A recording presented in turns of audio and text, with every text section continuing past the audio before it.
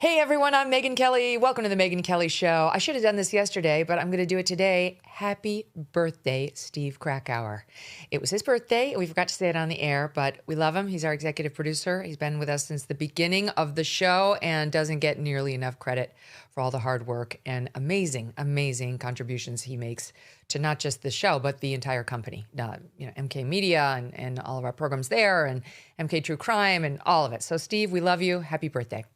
Okay, today, wow, unbelievable news breaking. We've, first of all, got more on our investigation into the murder of 18-year-old college student Sheridan Gorman in Chicago. This poor girl. Blago's going to be here. Yes, former Illinois Governor Rod Blagojevich, friend of the show, on why he does not think we're getting the full story about the suspected killer, Venezuela illegal immigrant Jose Medina. Wait until you hear what he has to say. Obviously, he knows Illinois, and he's got thoughts on how they're misleading us in his estimation. But we begin with the latest on Nancy Guthrie and what an update we have. The 84-year-old mother of NBC anchor Savannah Guthrie has not been seen since January 31st. Authorities believe she was forcibly abducted in the early hours overnight, Saturday night, January 31st, into Sunday, February 1st. This was out of her Tucson, Arizona home, 1 hour away from the Mexican border.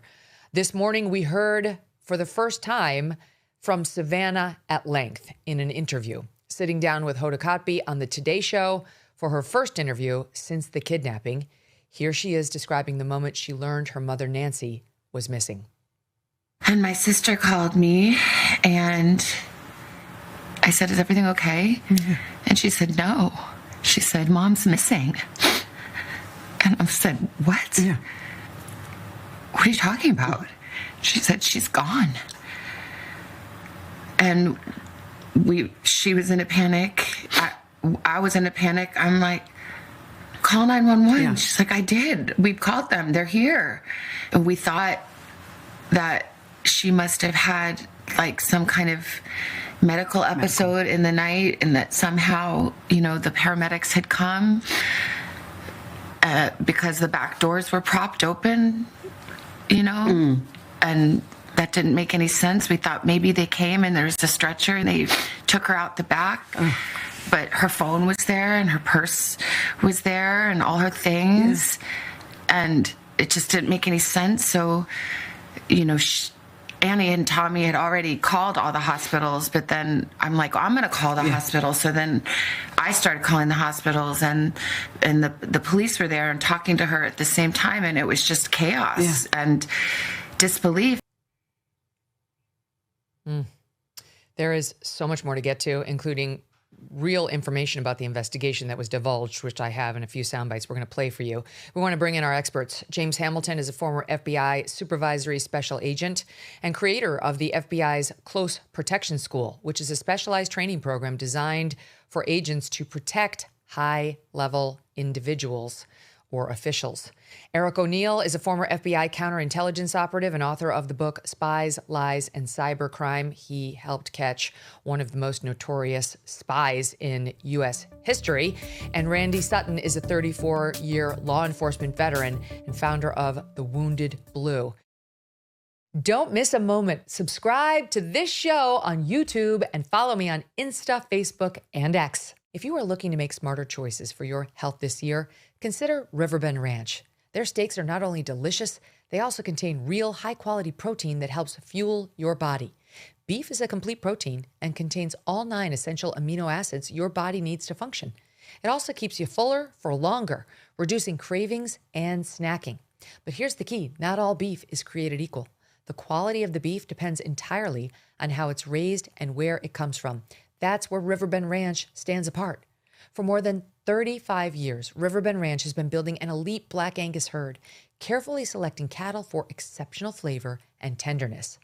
All Riverbend Ranch cattle are born and raised right here in the USA. They never use growth hormones or antibiotics, and the beef is processed at the ranch in their award-winning USDA-inspected facility. No shortcuts, no middlemen, just incredible, healthy, and flavorful beef shipped directly to your home. Order today at riverbendranch.com and use the promo code Megyn for $20 off your first order. Guys, welcome back. A stunning update just to hear Savannah on camera speaking one-on-one with Hoda and telling some of what she knows about this crime. So there was part one where she revealed the moment where she found out from her sister Annie that their mom was missing. Annie and Tomas, they call him Tommy, we learned it from this interview, showed up to the mother's house, saw that the phone was there, the purse was there, all of her things, said Savannah, but the mother was not. And she talked about, calling the hospitals in disbelief and not really understanding. Then she went on to talk about how there was no way her mother could have wandered off, and she added new details from there. Take a listen here to Sat 2. She can't wander off.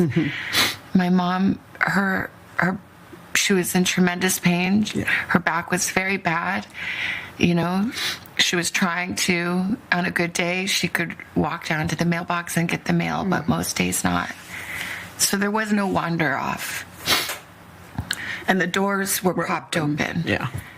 And there was blood on the front doorstep.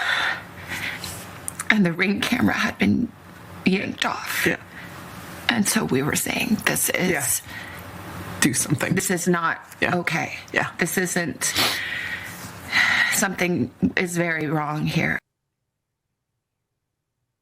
So there you have new information, which we had not heard before, James, about the door, the back door being propped open. Propped open, she said. Now, she mentioned the blood on the doorstep. That we knew. And we've got an update on the blood, too, that we'll get to in a minute. But that was an interesting detail, that the back door was open and it was propped open, and really kind of putting to rest once and for all the idea that Nancy Guthrie walked out of there on her own. We did not know about the terrible, painful back where on a good day she could walk to the mailbox. Your thoughts on what we've heard so far? Yeah, good to see you again. The purse and the phone being there I feel like that's new to me. Maybe I knew the phone was there, but I didn't know the purse. So of course, it's obviously tragic to watch her go through that. I think I have more questions now than before. And one of my biggest questions is, why are we messing around with the front door? Why is there blood on the front door? If we have a propped open back door, why aren't we just going out that way? So I have more questions now than I had before. Mm-hmm. Yes. Why would the door be propped open, Eric? I agree. I don't understand. Propped open, and we don't.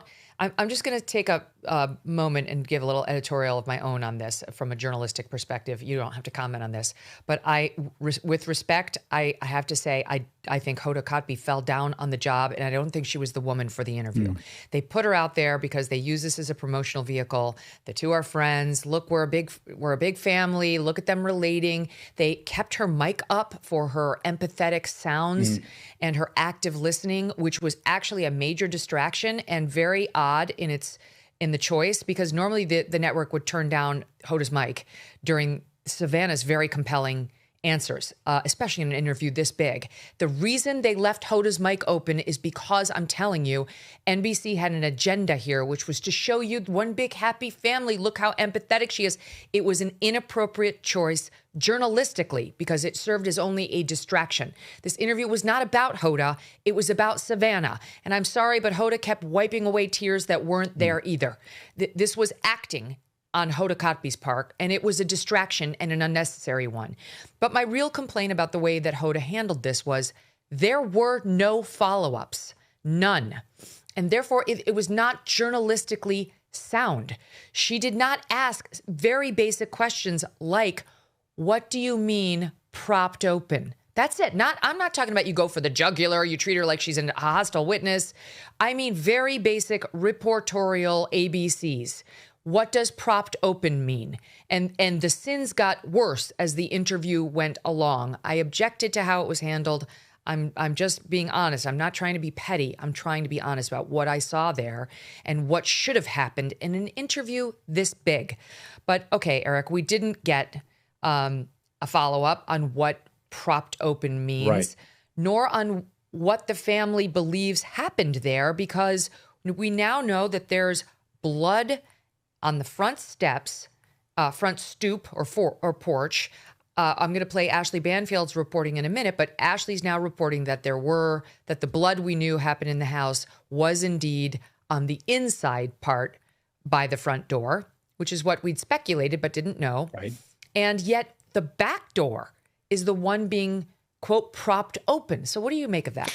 Well, I would, first of all, on the interview, it seemed to me that the interview was a little bit more of Savannah just talking, and you could certainly feel the pain coming through. So more of like a monologue than an interview. So I see where you're going there. And obviously for the family, this is an immense tragedy. And of course, the fact that they just don't know what happened to their mother, and this is Savannah and her siblings, is certainly coming through in the emotion that Savannah was feeling there.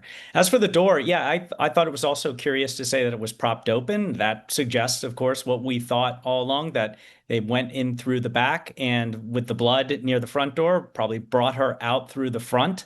If you're going to move her out quickly, and if this was actually an abduction, and Savannah certainly seems to say a number of times that she still believes it's a kidnapping, then you're going to move her out the front door, which is the fastest egress to get to a car and get out of there.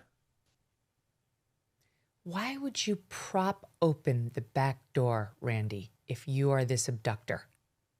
Well, this is a question that I had. And when we're talking about propping open the back door, was it propped open by 3 inches? Was it propped open completely all the way? And the other question that I have is that, she lives in a very rural area. Some people open their doors in those rural areas in order to get ventilation. Was this something that was normally done? These questions were not asked nor answered. So those are questions that I have. Now, here's also something is I felt very significant. They knew early on from what the interview with Savannah was, that there was blood. They understood that the Ring doorbell had been ripped off. These are huge clues here. So the question that I have is, and of course her statement that her mother doesn't go walking around and she didn't leave voluntarily, that indicates a crime. Why was this treated as a search and rescue effort, bringing in teams of search and rescue people to trample the scene and to screw the scene up, and then within days release that scene? These are the questions that I have that relate directly to the competency of the sheriff. Mm-hmm. What do you make of it, James? Yeah, I was going to echo Randy's sentiment in that she continued to say that the family was really focused on, no, you don't understand, as if they're trying to explain to the police had a narrative. It sounds to me like the police had a narrative that they were saying to her, like, this happens all the time. I'm sure it's nothing. They're trying to minimize it and downplay it. That people go missing or walk away all the time. She's old, yada, yada. And they're saying, no, you don't understand. This isn't like the others. I think that's what she said. And so to me, it sounded like they were trying to impress upon law enforcement to take this more seriously. And they were trying to kind of explain it away like, this happens a lot. Mm-hmm. The business about, the bad back and on a good day she could make it to the mailbox, that is interesting. And she said, but most days not. Most days Nancy could not even make it to the mailbox. So she was not mobile. Nancy Guthrie was not mobile. And there are more clues that are revealed in the coming sound bites, which I'll get to. Here is, hold on, the one where she describes her belief that she thinks her mother was kidnapped for ransom. This is a tough one. SOT 4. My brother, he spent his career in the military and worked in intelligence and is a fighter pilot and is brilliant. And he saw very clearly right away what this was. Yeah. And even on the phone, when I called him, he knew. He knew. And he said, I think she's been kidnapped for ransom. And I said, Yeah. What? Yeah. Well, why? What? And then, it sounds so like, how dumb could I be? But I didn't want to believe. I just said, do you think because of me?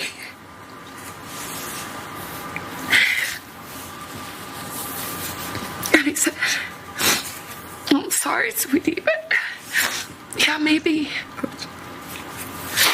But I knew that. You did. I hope not. I mean, we still don't know. Honestly, we don't know anything. No. We don't know anything. So I don't know Yeah. that it's because she's my mom and somebody thought, oh, that girl, that lady has money, we can make a quick buck. I mean, that would make sense, but we don't know. But yeah, that's probably, which is too much to bear. To think that I brought this to her bedside, that it's because of me.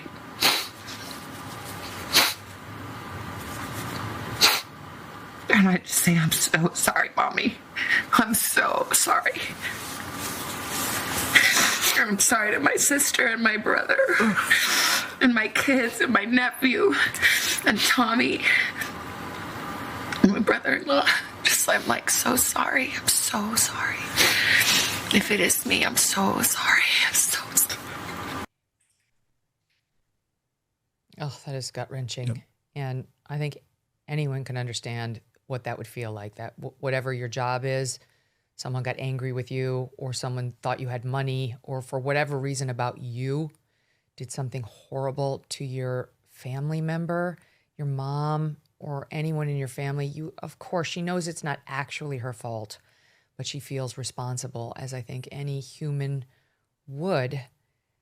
But she added to this a couple of things that, from an investigative standpoint, I think you guys will find interesting. That was interesting from a human standpoint. And of course, the fact that Savannah, all these weeks later, still believes it was a kidnapping for money due to Savannah's wealth, that does tell us something. I mean, Eric, your thoughts on the fact that she's still holding on to that belief as her primary theory, 6-7 weeks into this crime. Yeah, I agree. She certainly believes it's a kidnapping. She's certainly blaming herself. And honestly, it is likely that this was, at least in the beginning, a kidnapping that turned into an abduction. And I honestly believe that even if it started there, you see the blood. Now we know how infirm Nancy Guthrie was, that she may have passed pretty quickly and there was no ability to give a sign of life.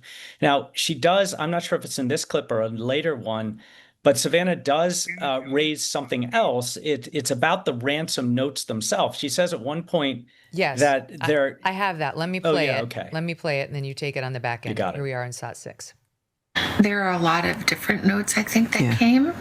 And I think most of them, it's my understanding, are not real. And I didn't see them. But,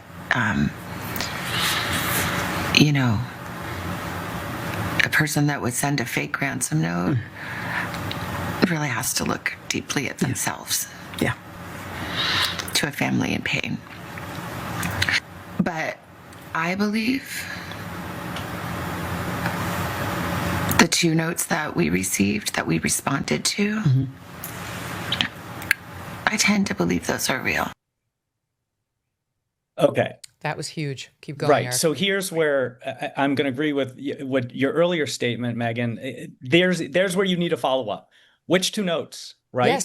Yes. So we know that. And also, why? Why? That's it. It doesn't take any sort of experience in the journalism biz. Just why? What can you tell us? Right. I know you're limited in what you're going to say, but what can you tell us to explain why you believed 2 were real? So Keep going. I don't feel like we know. I don't feel like we know now what notes went where. We know that some went to media. We know that some went to TMZ. Is she talking about the same notes, or were there independent ones that went to the family? Because it's never made sense to me that the kidnappers in potentially such a massively high profile case are going to send ransom notes to public media and not send it directly to the family. It's not going to be difficult to find a way to get it to Savannah Guthrie.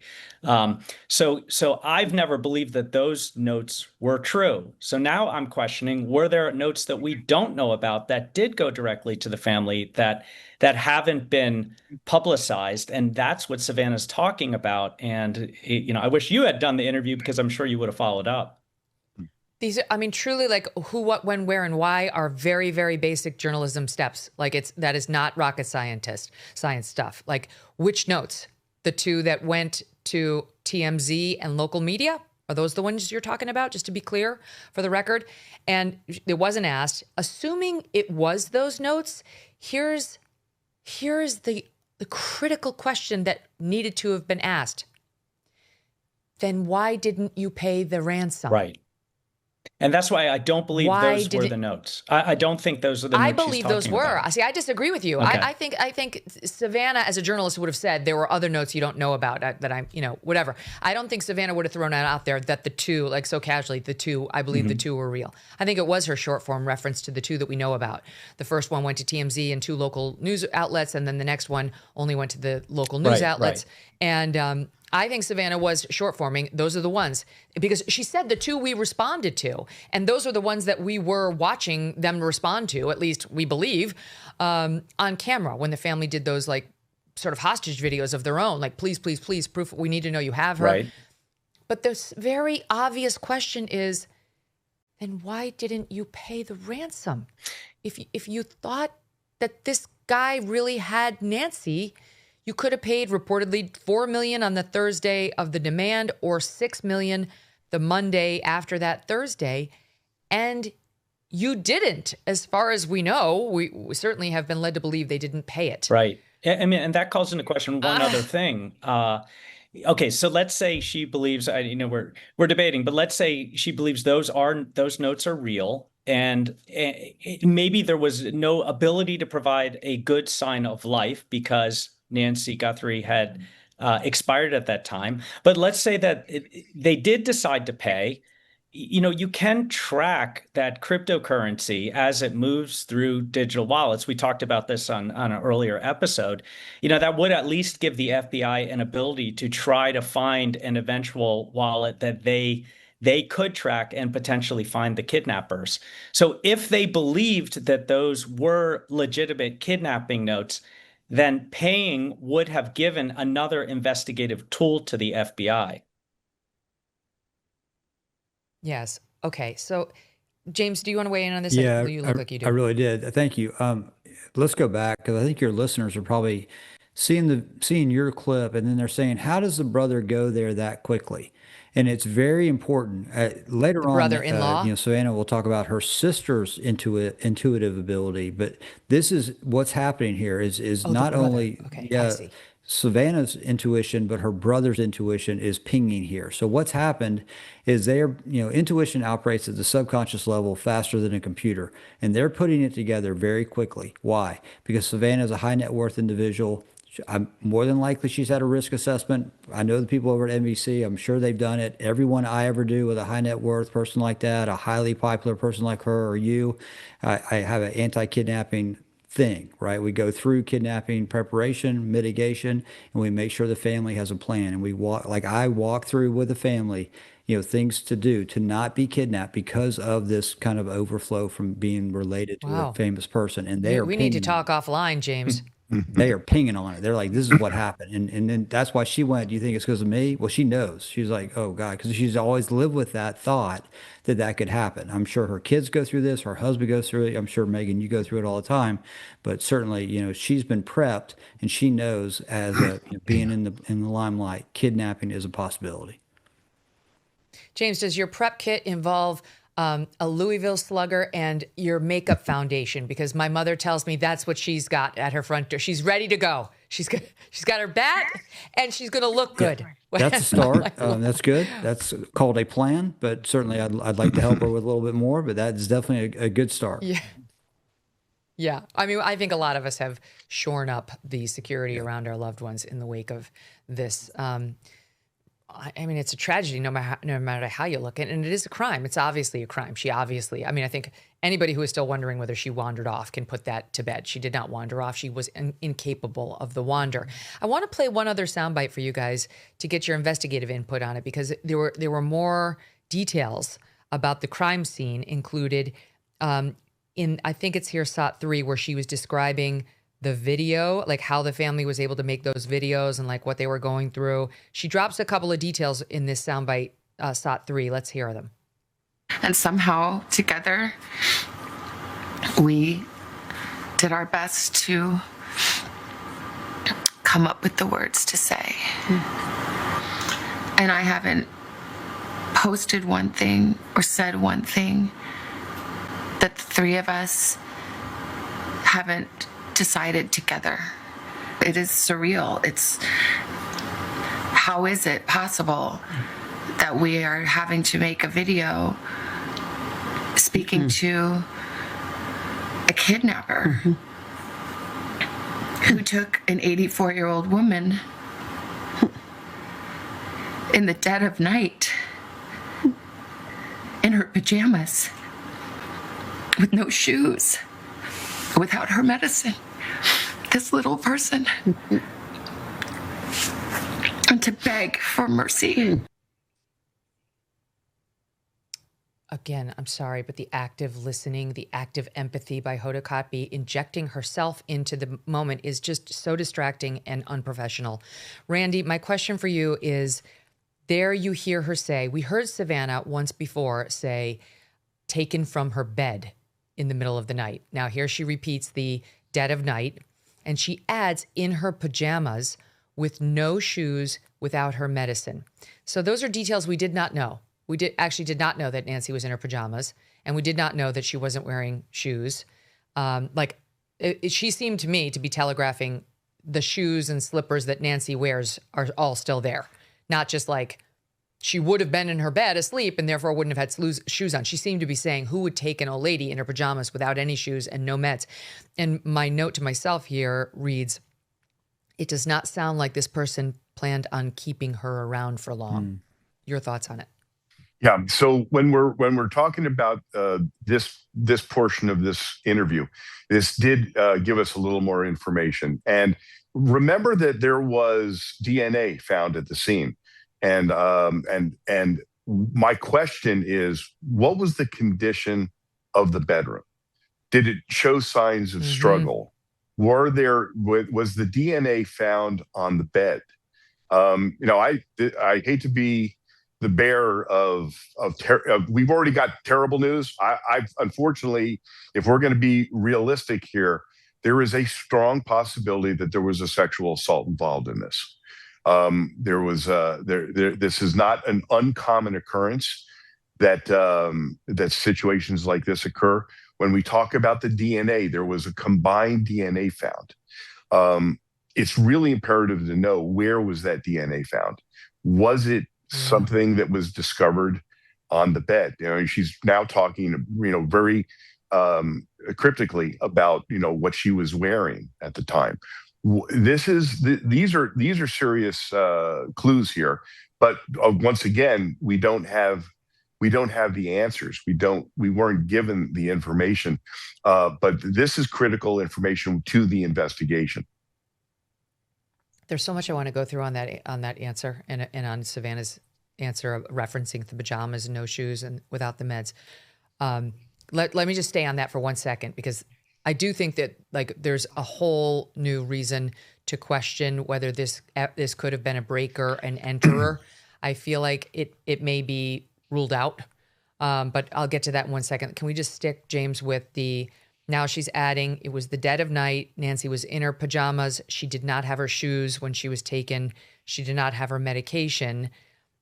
And so that, coupled with Savannah's belief that this was a kidnapping for ransom, does that jive, those two data sets?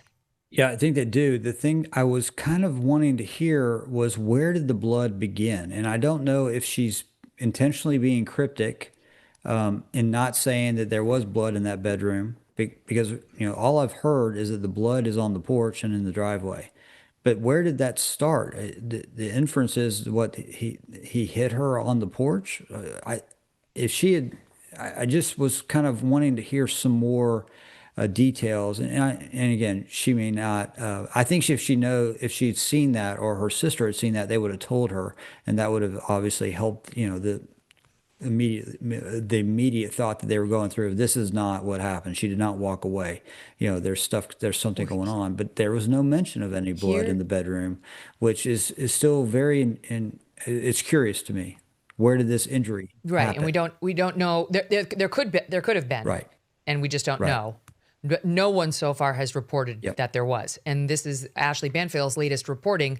She'd been reporting all along from her source, the one that everybody likes to crap on. But this guy early on told her, and senior law enforcement source she said she had, who was familiar with the details of the case, that's the one who said that that the prime suspect may be Tomas or Tommy, Annie Guthrie's husband, early on the case. And that same week, we saw them tow away Annie and Tomas's car. And then later we saw them inside of their home at 10 o'clock at night when it was dark. They turned off all the lights inside the home and started taking pictures. In any event, since then, we've been told, at least, our own Chad Ayers reported, he cited a rock solid source, he has boots on the ground there, that the family's all been given polygraphs and, quote, passed with flying colors. Okay, so that's where we stand. But this same source that has become so controversial in Ashleigh Banfield's reporting, every other thing he said has panned out. He said the back door was found open, and it was. Now we hear Savannah say it herself. He said that the Ring cameras were destroyed, and we know that they're missing, and that there was glass found on the front porch at least, and there's a little glass bulb on the front of a Nest camera now. And he was the one who said they're Nest cameras, not Ring cameras. He was right about that too. And so it's just like her source seems like he knew what he was talking about, but everybody wants to dismiss that one piece about like this brother-in-law, quote, may be the prime suspect, at least as of that time. So Ashleigh has updated her reporting because the other thing he told her was that the blood drops we saw on the front porch continued inside the house someplace, that there were also blood droplets that looked the same inside the house, but she did not have where. I think most of us assumed that it would be right on the opposite side of that front door since they were on, outside on the front stoop. And it turns out that's correct. But here's Ashleigh in her own words in her own reporting on Tuesday, SAT 16. We were told there was blood in the house, but I could never find out where. Where did those investigators see it so that they knew there was something so dire that they had to bring in homicide investigators? And now I know. Now I know where the blood is inside the house. And it is a fascinating piece of data because it is right in the front entrance of the home. Front entrance, front hallway, whatever you want to call that front entrance. But the blood now in the front entrance of the home is a significant detail about this crime. Just in the front entrance. Not in the bedroom. Not in the kitchen. Not in the living room. Not in that family room.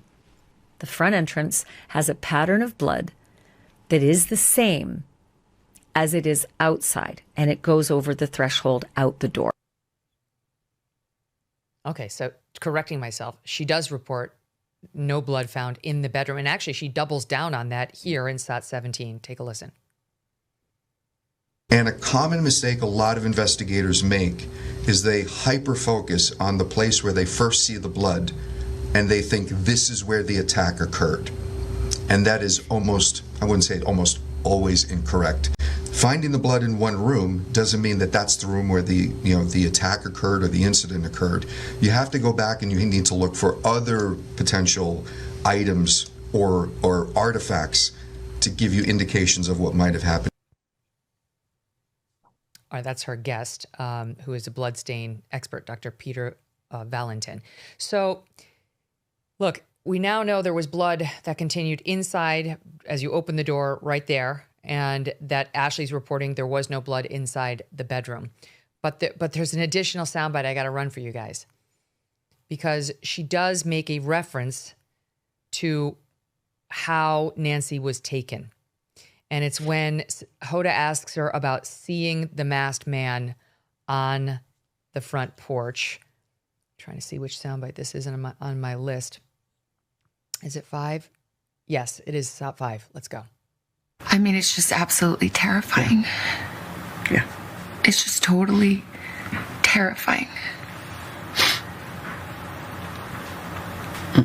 And I can't imagine that is who she saw standing over her bed. Yeah. Right there. I can't. It's too much. Yeah. And I'm glad and grateful to the investigators and the technology companies that were able to find that video. So I hope, at least with people of good heart and compassion, stop the irresponsible and cruel speculation that had started to swirl. Let's talk about that for a minute. I'm glad that people saw Yeah. what came to our door. And we'll get to that second piece of it in a minute. But you heard the detail, right? Standing over her bed. That's a new detail. We heard from her bed. Now we hear standing over her bed. And that's why, James, I feel like, in my view, this was not a breaking and entering where, like, she just ruled out that Nancy Guthrie stumbled upon a burglar who was there to steal and got in the crosshairs of this guy and then got taken. If what she just said there is known, then that's not true. And as you know, a burglar who's going into somebody's home in the middle of the night at 1:47 a.m. is not like, I'm definitely going to check the bedroom where the homeowner might be sleeping right now, right? It's like, I mean, maybe they would, maybe I'm wrong, but she seems to be saying that the mother was taken from the bed. The guy was standing over poor Nancy, and then dragged her out of there. No purse, no phone, no meds, no shoes, in the pajamas that she was wearing. To me, that does not sound like a breaker and an enterer. It sounds like someone who was there to get Nancy. Yeah, and I think kind of what Randy was saying, but this sounds much more nefarious. And I'd love to know how she, does she know that? Did someone tell her, "Hey, we have evidence of footprints or something that he was standing over your mother before he did whatever he did"? Or is she saying Maybe there that- is something on the bed sheets. What's that?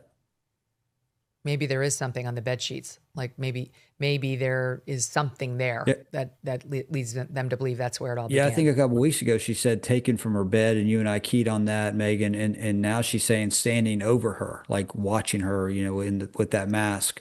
And so now that's okay. Are you getting that from some investigator, or is this something that you just believe, like as a story that you're saying to yourself, like, okay, this is probably what she was going through?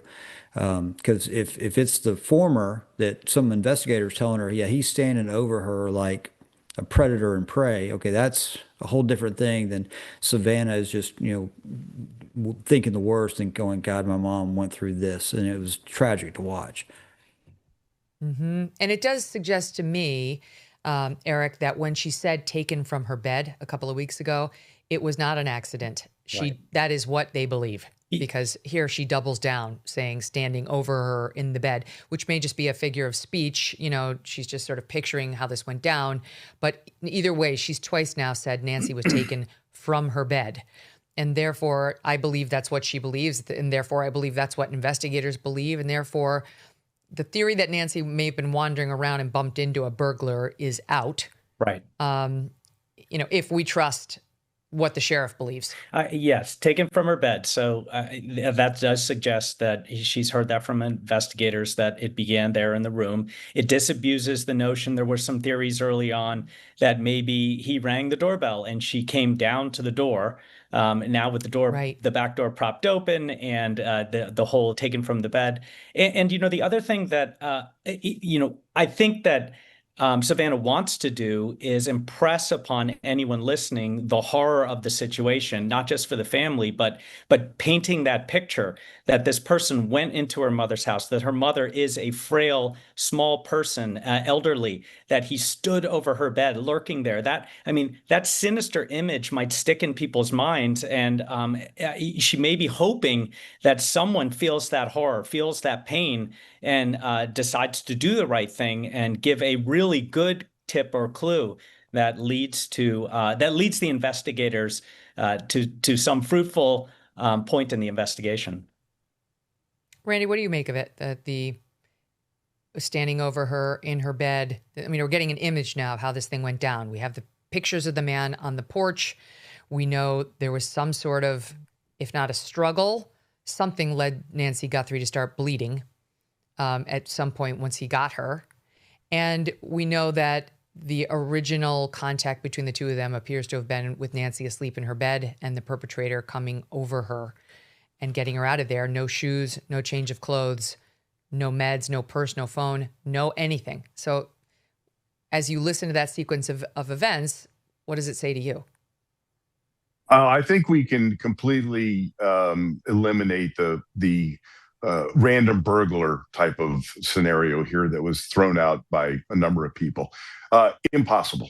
If you look at the statistical analysis of crimes in that area, you will find that there has not been a nighttime hot prowl burglary in that area in years. The burglaries that have taken place that have been reported have been mostly daytime burglaries. A burglar Notwithstanding all those tapes we saw, Randy, of like random people looking in people's windows and so on. Yeah, the reality is that when you look at the statistics, the real crime statistics, there hasn't been a nighttime hot prowl burglary intrusion into a house in that area in recent memory. It just doesn't happen, especially in that area, because most of these homes are alarmed. They have surveillance equipment, and it's not something that is normally a burglars. Most burglars, if they want property, they don't want to have a confrontation. Are people going to be home during the day, or they're going to be at night? Right. So it's just nonsense to even think that this was a random burglar that happened to then panic and take her. Impossible. This was planned. Mm-hmm. I fully believe that there was definitely more than one person involved. I believe there was a driver involved as well. What we have not heard, and this is from a source that I have, is that blood trail continued from all the way into the driveway. That indicates to me that individual who committed this took Mrs. Guthrie, probably by carrying her through the home where the blood spatter was. There was a trail that went out into the driveway where they loaded her into a car and they took her. That's the most I've ever heard anyone say on how far out the blood trail went. We heard from Brian Enton, who got that video we keep showing, that it was on the front stoop, the red brick area. Then Fox News showed us additional video of blood droplets on the gray, more gravelly looking path that we're showing here. You can see, thanks to Fox, video of that. But no one has ever said it did, in fact, continue from there over to the driveway, suggesting, I think we assumed that she didn't just vanish into thin air at that point, but like no one's ever actually said that. You're the first person to actually say that I know of. Yeah, I developed that information not long ago from a source. So there's no doubt in your mind that she was put into a car? Absolutely no doubt in my mind she was put into a car. And of course, then that is a huge investigative lead that they have been clearly trying to follow up on in requesting doorbell video, surveillance video from convenience stores, from any entrances and egresses from that neighborhood. That's why it was so essential that they try and get as much footage as possible from any surveillance cameras in that entire area. Because this didn't happen in a vacuum. The car didn't, suddenly appear. It was there. It had to go through the neighborhood. It had to be there. It had to come in from one of the directions. So Here's something that also has not been really spoken about, and that is the cell phone information from any of the cell phone towers. You haven't heard a drop about that. And that is very, very curious, because that tells me that this was planned to the nth degree, that they didn't have cell phones. And that in and of itself. The guy was clever. This is Eric's area of expertise. But the guy was, before I go to you, Eric, I want to stay with you on this, Randy, before we get to the cell phone thing. The back door being propped open, that's different from open. It's like open, you just, whatever, you opened it, you walked in, you kind of forgot about it, and then you brought her out the front door. I think that's what we've been thinking. But if you propped it open, like to leave it open, the way you would if you had someone coming in behind you in a few minutes, maybe, or you were carrying something heavy, you needed to get through the door. I don't, like, that to me, Randy, does potentially support another person being there, that you would prop it. I don't know. A lot of people have like an umbrella stand next to their door, or, a small little couch for people to sit down and put on their shoes, or some of those doors have one of those little sliders that you can put on that will keep the door open. But you tell me why a guy there to potentially kidnap Nancy would prop the back door open. Well, that's why I'm just trying to think out loud. Like an accomplice to bring something more into the home, or potentially out of the home. He thought he was going to maybe steal a lot, and he wanted to like not have to deal with the door. Or maybe he thought he was going to bring Nancy out the back, and the plan changed. Go ahead. Well, this is why my question originally that we talked about is, did Mrs. Guthrie prop the door open on a routine basis? Like I said, for ventilation. The other possibility is, we know that there was more than one individual involved. When you're talking about carrying a person out, it's not easy to do by yourself. It's going to be a whole lot more efficient if you have more than one person doing that, and that would indicate keeping the door open for an accomplice. Mm-hmm. Eric, go ahead, because the cell phone situation, and now we're talking, like, if there's more than one person. And by the way, a retired Pima County homicide detective named Kurt Dabb gave an interview to Parade magazine, and he said he believes there may be 2 to 4 accomplices on this crime, saying the logistics of something of this magnitude is much too much for one person to handle, in my professional opinion, based on the facts as I know them right now. So then that would mean no one brought their cell phone. Right. So I'm agree with Randy. There certainly have to be multiple people. You're not just going to have one person go in and then abduct her and then bring her out. Where is the car? You're not going to want to leave the car while you go into the house. There had to at least be someone in the car. And if you remember from some of our earlier interviews, that blood pattern out along the walkway there was in sort of a straight line, which would suggest, I think I said earlier, that she might have been carried and it's dripping down behind. One thing about before I get to the cell phone, before that back door being propped, what's sort of stuck in my mind is, you're going into a house, and whether it's an abduction or what, but let's say it's a kidnapping, maybe he propped the door because he didn't know what he was going to find. And he was thinking, I got to get out. If I have to get out quickly, I don't want to be fumbling with a door. As for the cell phones, yes, you can ping cell phones. What the FBI and law enforcement can do is go to the cell phone provider and get the data for any cell phones that ping those towers.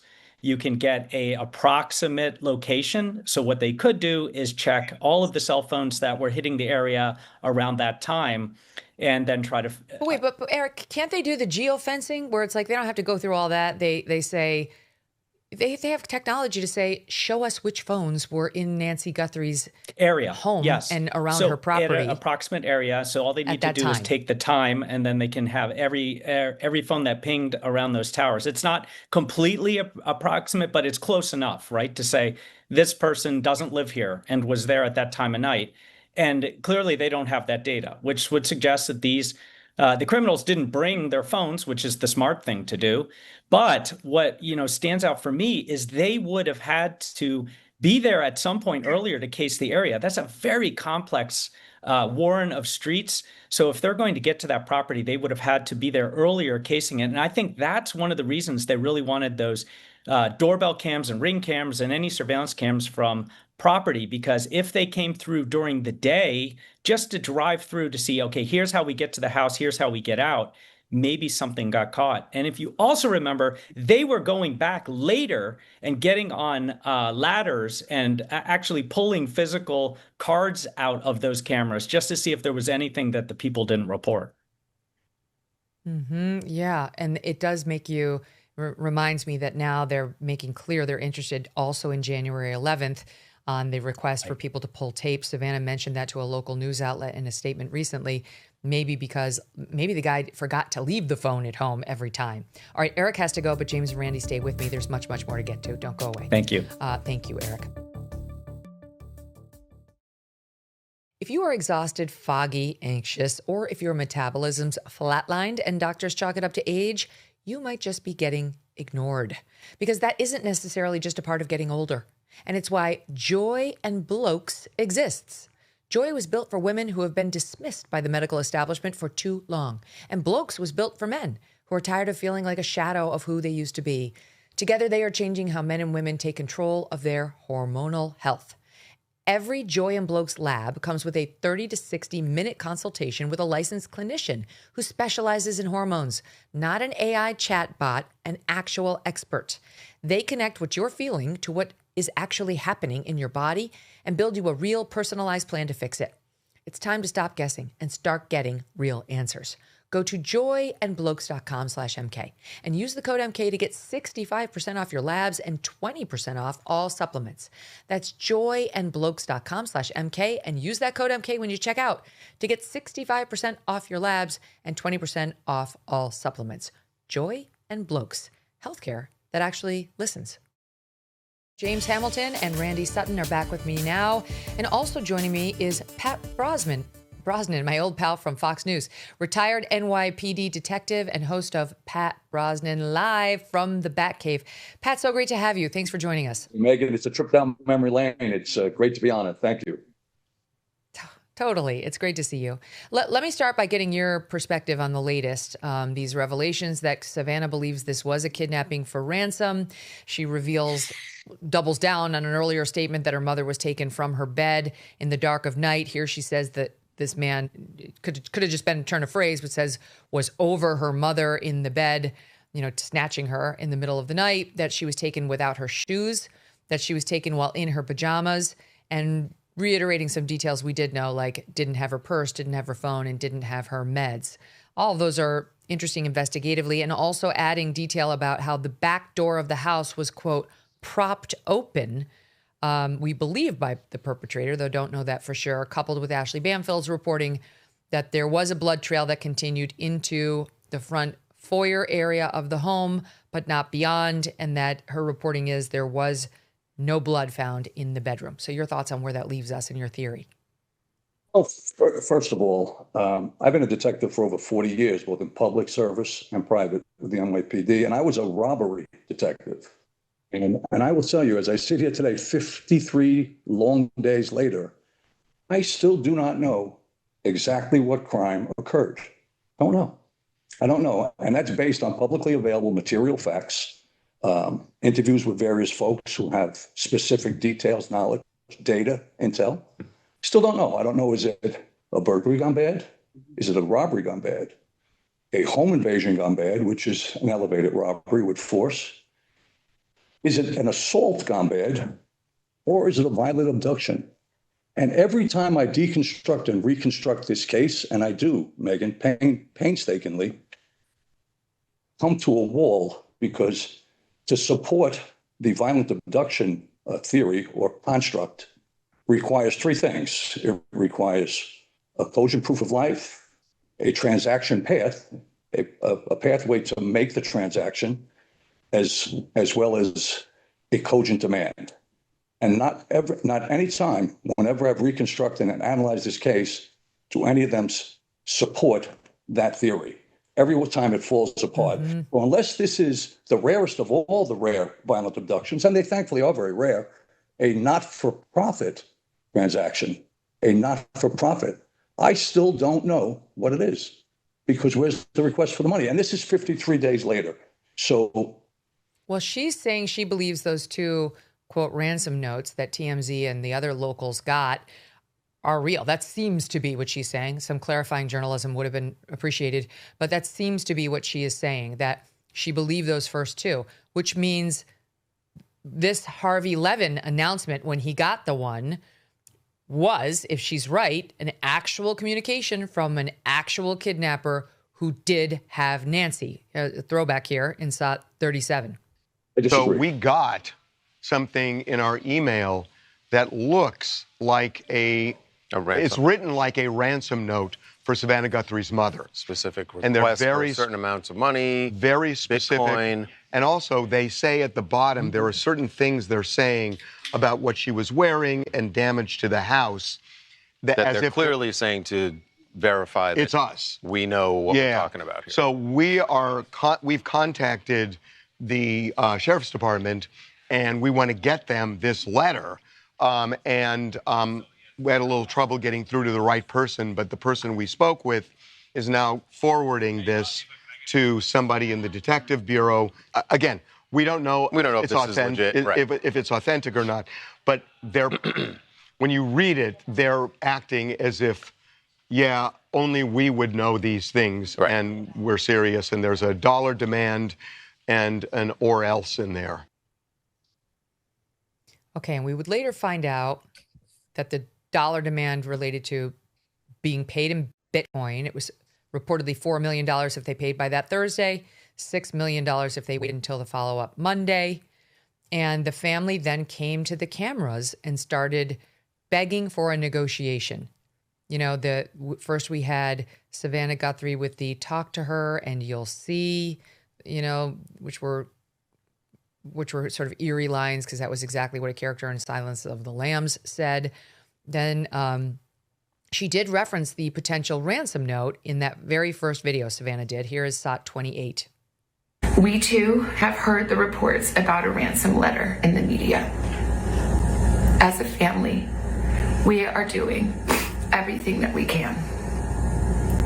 We are ready to talk. However, we live in a world where voices and images are easily manipulated. We need to know, without a doubt, that she is alive and that you have her. We want to hear from you, and we are ready to listen. Please reach out to us. So that was after the ransom note had dropped with TMZ. And by the way, so that was Wednesday after the Sunday that she was discovered missing. So it's just days after, it was Wednesday. Then on Thursday, they dropped another one, February 5th, with the brother, Cameron Guthrie, alone. You remember that? And then by Saturday night, now we've missed the Thursday deadline. By Saturday night, they dropped another one that sounded more almost reconciled to the fact that Nancy might no longer be with us. Here's part of that, SOT 31. We received your message and we understand. We beg you now to return our mother to us so that we can celebrate with her. This is the only way we will have peace. This is very valuable to us, and we will pay. We will pay. But they didn't pay as far as we know, guys. Like, everyone was monitoring the Bitcoin account that, you know, fortunately or unfortunately, the media had the numbers on. Harvey had the numbers on, and the local news had the numbers on. And Harvey was able to see whether deposits had been made, and he reported that they had not been. So it did not. There's no reason to believe they paid the ransom, which I just don't understand. Other than, you know, James, they never got proof of life. So even though they believed the ransom notes were legit, I guess they just weren't going to pay it because they thought they're not going to return her or tell us where she is. They didn't trust that they had a good faith bargainer on the other side. Yeah, I'm having real difficulty again with the the thought that this individual took her and then he wanted to use TMZ as a go-between to get his money. As if TMZ is, the current Jerry Richardson of the negotiation of all, things. And that's just crazy. I don't know that TMZ's ever negotiated the safe return of another individual. So why would they go through that? It doesn't make any sense. Well, the theory was that the kidnapper would have gone, that the 3 entities he chose all had like tip lines. Like they didn't send an email. They went on, like, if you go to TMZ and you have a news tip, like Justin Timberlake just got arrested for DWI, you can type that in on their website on a page without really, I guess, any identifying information. But it would seem to me that the FBI can always find identifying information about from where you typed that page. Yep. But maybe not, because here we are 7 weeks in, they never arrested that person. Correct. And, again, we don't know that the FBI is in lockstep with the Pima County Sheriff's Office in this investigation. We don't know that at all. It seems to be a disparate investigation being done by 2 different agencies. But, even if, this interview, this clip you're showing of her and the family talking directly, if it's done correctly, I'm not saying there's anything wrong with it, but there's certainly going to be some coaching in the background by a negotiator from the Bureau who explains to them what to say and how to say it. It's extremely rare that they would let a family just, independently negotiate or communicate with the person. It just doesn't. They don't work it that way. And again, no proof of life. So why am I sending you money? And I think she even alluded to that. There are a lot of people with bad souls that take advantage, and that's certainly what I still believe that theory is that the people doing that, they picked up some information they saw in a video I think you showed of Nancy's home from years ago. They would have had enough information to make it seem as though they had inside information and they wanted to make a quick buck. But why didn't they? That's right. Isn't that one of the big questions? Like, what do you think, Randy? What if they had her, even if she had died? There's a way of sending proof you have her, a lock of hair, something really specific you saw inside the house that would convince them you had her. I mean, even what Savannah's saying in the videos, the hostage videos, is like, we need to know you have her. They don't specifically say proof of life. And even the reward that she eventually posted for $1 million is for information leading to either, Nancy, like alive or her remains, or leading to the arrest of this suspect. Yeah, exactly. And I personally, when I look at these, the methodology utilized in reaching out to the family, it really doesn't make a lot of sense. Now we do know that there were. Remember, she alluded to numerous ransom demands. The 2 that she took seriously were these 2. But remember, there was an arrest made on on another ransom demand that they were able to track. Yeah. That was texted directly to, I think, Tommy, the brother-in-law. And I'm curious as to the others that they received. Remember, there's a bunch of nutcases out there that are going to jump into this that confuse the issue. And of course, that takes resources away from the agency, whether it's the FBI or Pima County.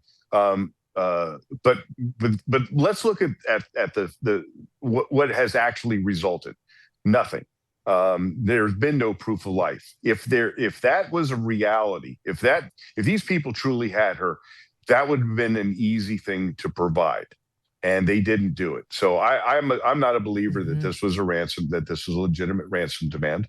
I am a little curious as to how they have not been able to track those ransom demands. And of course, Pat said something, that maybe this is a disparate investigation, because we do know that the FBI and Pima County have not been in lockstep. In fact, the FBI, I've never seen them so absent from the news when it comes down to a high profile case like this. That tells me, that's true. That tells me that they aren't getting involved because of of the animosity between that sheriff and I'm even using that word loosely, the sheriff there, and the things the have gone to FBI. from bad to worse for the God. sheriff. Now you look like you want to get on that, Pat.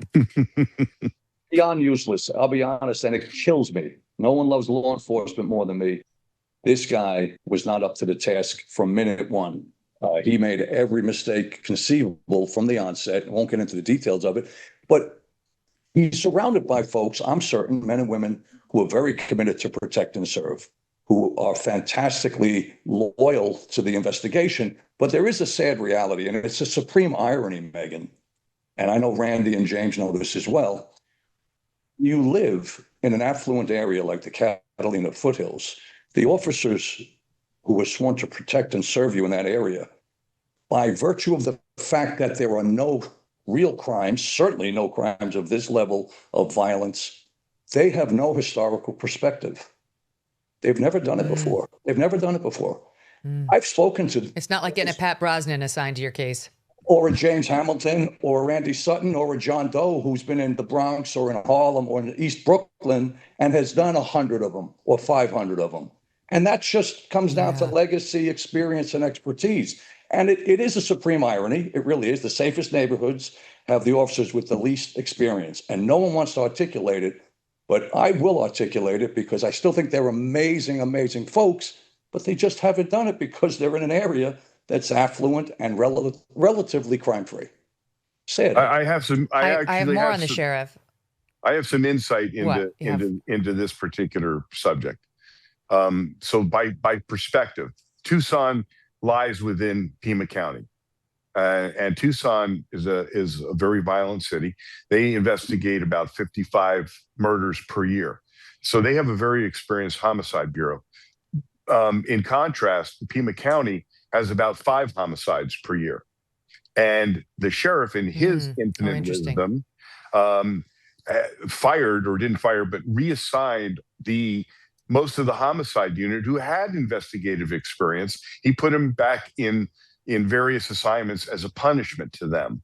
So in actuality, the homicide detectives are very, very inexperienced. One of them, from my understanding, has never investigated a homicide. And that's not saying anything detrimental about them. But it's, as Pat said, especially homicide work, this is a learned skill. This is something that takes years to get expertise in homicide work. And that's why homicide detectives, when they're involved, they stay for 20 years, because that experience is, there's no other avenue for being. No, you can't short form it. Exactly. I'm thinking as you're speaking about Brian Kohlberger, who was getting his PhD in criminology, who made so many stupid amateurish mistakes because you can't just study it. You actually have to be on the job learning how to, in his case, commit crime, but in your cases, solve crime. And the sheriff's I have yet to find somebody, literally, I've been looking, to say, this is not fair. The sheriff is a great investigator and a really good guy. Instead, no matter who you ask, they hate him. There was just a no confidence vote by the entire police union. Every single guy in it and gal voted, we do not have confidence in him. We don't want him. The county supervisor came out and gave an interview to Brian Entin saying, no, can't stand him. In fact, I'll play some of that. He's talking about his beginnings back in 1980 from El Paso, where it turns out he did some allegedly unethical things. And this is what Pima County Supervisor Dr. Matt Heinz said to Brian Entin in SOT 19. So it was 8 suspensions in a little over 5 years. And it is kind of unusual to have any suspension for most of our officers. So to have 8 in 5 years, this is a really troubling record. He was frankly a bad cop. Yeah, lots of dereliction of duty, tardiness, unnecessary force, and discourtesy, whatever that. Okay, where is it? Excessive force, that one wasn't sustained. Habitual tardiness, excessive force, again, 15 days. And then eventually the next page for July of 82, insubordination and consistent inefficiency, which is like kind of one of my new favorite phrases. He was forced to resign in lieu of termination. The entire 4-decade history of his presence here in Southern Arizona has been based on fraud. It is clear to me that he is not capable or competent to lead in this office. He is more than tarnished. And that's not specific to any investigation. The most recent high-profile one certainly has been shining light on things. I mean, those are rough allegations. The sheriff has previously sort of poo-pooed what happened in El Paso, like, oh my God, or yeah, what do you want to get me on my middle school grades next? Like, this is not a big deal. But the entire union being against him, he's got some very senior ex-cops who've gone on the record in this case saying not a good guy and not a good investigator. Now you hear the county supervisor say, I mean, James, the list is long. Yeah, we talked about it, I think 3 or 4 episodes ago, where you played the tape of him talking bad about the Bureau for investigating him and how he's the real cop. And, again, I think it's always a bad thing if the sheriff of a very large organization is somehow leading a major investigation. That is not their role. Their role is to get resources. Their role is to talk to the media.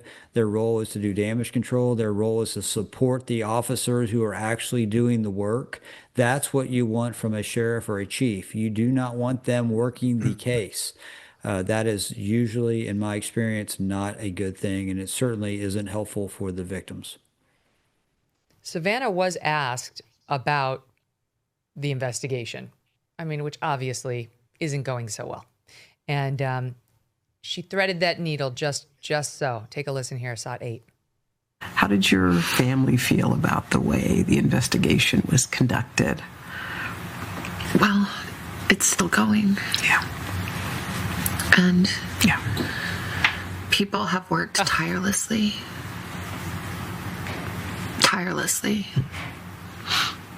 And we see that. Mm-hmm. But we need answers. Mm-hmm.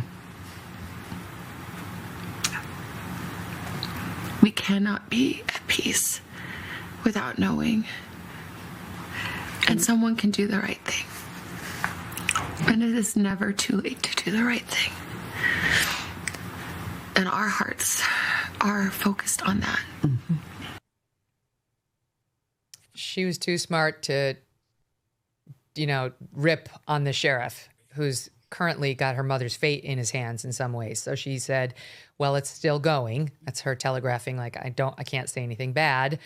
And a shout out to the people who have worked, quote, tirelessly on the case, because I'm sure there are a lot of investigators who are doing everything night and day to solve this crime. But then a demand for answers at the end, and then finally a reach out to the kidnapper or abductor, whoever it is, to say, please, it's never too late. It doesn't seem she has confidence in the sheriff. And I have to feel for her, Pat, because when she got the news from her family that the mom had been taken, they thought, right? And she was in New York and she had to get on a plane and fly out to Arizona. The reports early on were that she called Arizona Democratic Senator Mark Kelly. And she said to him, this terrible thing has happened. And reportedly he vouched for the sheriff, you're in good hands, you'll be fine. And that kind of thing, I'm sure that a U.S. senator would do that because maybe he knows Nanos and Nanos is also a Democrat. And it's kind of yeah, you're good. You're in good hands. Don't worry. He'll take care of you. I'll call him. I'll make sure he takes care of you. But it does make me think, you're in that position that Mark Kelly's in. You get a call from somebody like Savannah Guthrie about something as serious. You have to make damn sure. You guys know this as actual cops. You don't recommend you're in good hands with this particular guy unless you know he can do this. If this is a friend of yours, it's Savannah Guthrie. I know if I called you, Pat, and said, God forbid something like this happened, you would not say, trust this sheriff or this FBI agent unless you knew I could take it to the bank. And I think my guess is that something went wrong here, that he recommended Nanos in a way Savannah came to trust Nanos. And this was placed in the hands of the wrong person. And I don't think the family leaned on him or the authorities strongly enough, not to blame them. I'm just saying I think they trusted him early on to get this out of his hands and into the hands of the FBI. Your thoughts? Well, I think so. First of all, her words were carefully chosen, carefully parsed. But I think this may be a case where the senator almost perhaps a knee-jerk response relative to the competence of the sheriff. And then again, the sheriff who has, because I did some research on him, he has a very checkered past in many ways. You mentioned no confidence and so forth. But because he had no history, again, Megyn, supreme irony, no history of ever conducting any serious investigations, and this is extremely serious. So there wouldn't be any context or nuance, legacy nuance or context for the senator to lean into relative to his capabilities, right? So it's the perfect circle. Mm-hmm. It's a perfect circle. Yeah, I think my understanding, he's a good guy, whatever that means. Yeah, he seems like a good egg, and he's really leading that force. But again, no fact-based context. That I recall now when they had that triple murder, 3 years ago, he led it efficiently and effectively, and he was able to develop the relevant intel, data, reports, and facts, and lead to arrest, indictment, conviction. Nothing. The reason is nothing. It comes back to the circle of the affluence of the area and the virtual absence of serious and certainly super violent crimes. Yeah. This one is suggested to be. You can never give you a recommendation unless you actually know, especially on something as important as this. Like, we needed a real cop at the head of this investigation, and it just doesn't feel to me like we have it. We only have a short time left, but I have to get this in, jumping back to Savannah soundbites that probe where the investigation is and how she's feeling about it. Now, very clearly, Savannah does not believe any member of her family had anything to do with this. And that we understand, and it makes perfect sense. That doesn't mean the rest of us have to give them the same benefit of the doubt. I would expect her to defend her immediate family members.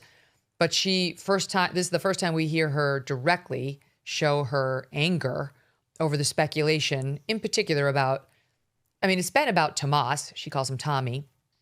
But she seems to suggest maybe her brother Cameron also came under fire. Maybe that happened on, with some influencers that I don't know about.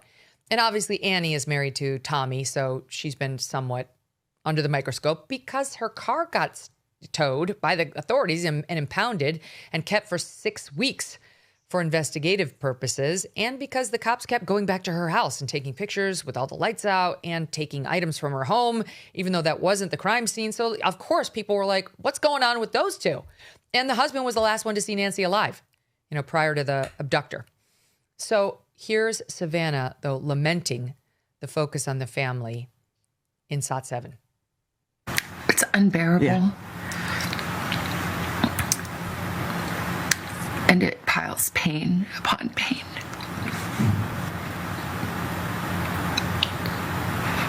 There are no words. There are no words.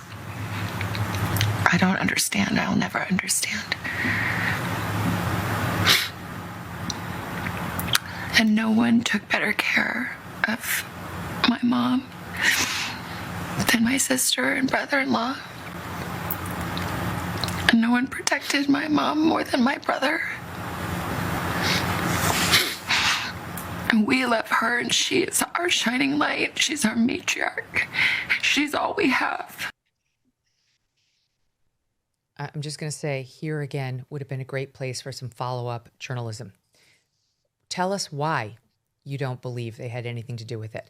And she might have been willing to answer. They all took polygraphs and passed with flying colors, as we had Chad Ayers report on our air a week ago. But we don't know what she's basing that on right now because the question wasn't asked, the information wasn't provided. But James, you tell me whether there's been something irresponsible. Forget what the influencers do. They're going to say Savannah did it. The influencers are going to go, so-called influencers who are just going out there for clicks. I'm talking about actual journalists, and clearly she's mad at Ashleigh Banfield, and we've heard that. I heard that myself, that she's furious with Ashleigh and about the reports involving her brother-in-law. But you tell me whether it's irresponsible to take a look at Tommy and Annie. No, it's not. And we haven't. Again, we have a lady who has not been found, and so it's a lead bucket. If we're working this case, we're going back to a number of leads, and friends, family is a lead bucket, and we have to look there, right? But unfortunately, what you have on the back end is the sheriff's already said, I've cleared them. So how do we talked about this a couple episodes ago. How do you clear somebody if you haven't solved the crime? So yeah, they might have an alibi for the actual night, but it doesn't mean there wasn't an involvement that you don't find about later. So it's very difficult to say I've cleared somebody without solving the actual crime. So that's, I think she's hearing, both sides getting frustrated because, wait, the sheriff said we're cleared, and yet these people are still asking these questions. We have to look at it, okay? And there's a way to do that in a way that doesn't seem, terribly. Listen to her trauma. She lost her dad when she was 16. I mean, it is dripping off of her. So any inference of anything that her family's done wrong here is going to be doubly compounded by all the trauma she's been through, right? I mean, I get it. I understand it. Yeah. But obviously, that's an area they have to look in. And then there's a number of areas they're looking in. But, we don't have anything. We are nowhere after 53 days. Yeah, and even she says, we have no idea. Yeah. We don't know anything, she said.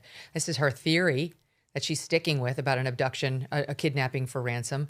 But she explicitly says, we don't know anything. Right, but like what Pat's saying, all this time later. But Pat is right. These communities that elect these folks, it's all fun and games until you really need a law enforcement person for a high-profile crime like this. And when you're in these little sleepy areas and nothing bad ever happens, and then it does, like we said, I think the first episode, it is highlighted. I mean, you have a flashlight, a strobe light on you and your competence or incompetence, and it is really, really difficult if you've never worked a case like this, and this is a tough one, right? And so, that's what Pat's talking about, and he's 100% correct. And they're the victim of that, and she can't just go out, meaning Savannah, and just hire some expert to come in and take over the case. It does not work that way. Law enforcement has the primacy on it, so it's very, very difficult situation.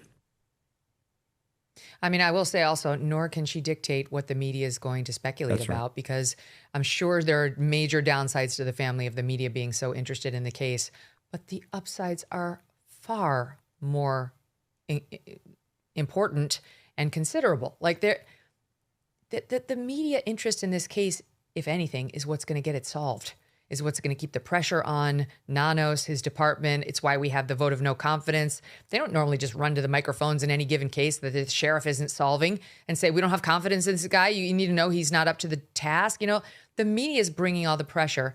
It was the one misstep I would say Savannah made in this interview, and there was no other, was where she complained about how the family had to move locations.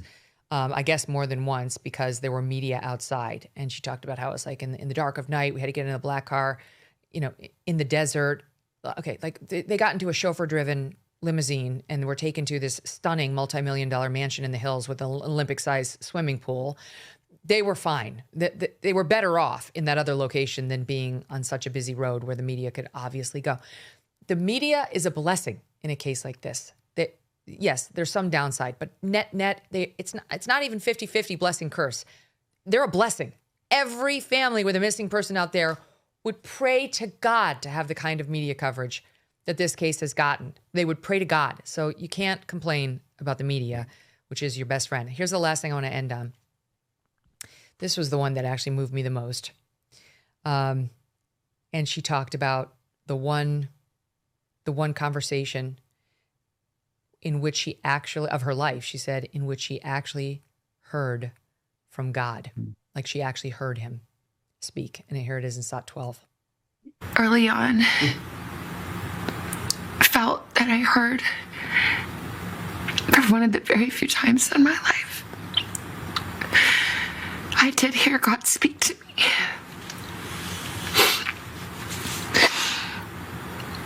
As I said to myself, I can handle anything, God. I can handle anything. I just can't handle not knowing. We can't handle not knowing. Yeah. I have to know. And I heard a voice. And it said, you do know where she is. She's with me. She's with me. So whether she is on this earth still, or whether she is in heaven I know where she is. I know who she's with.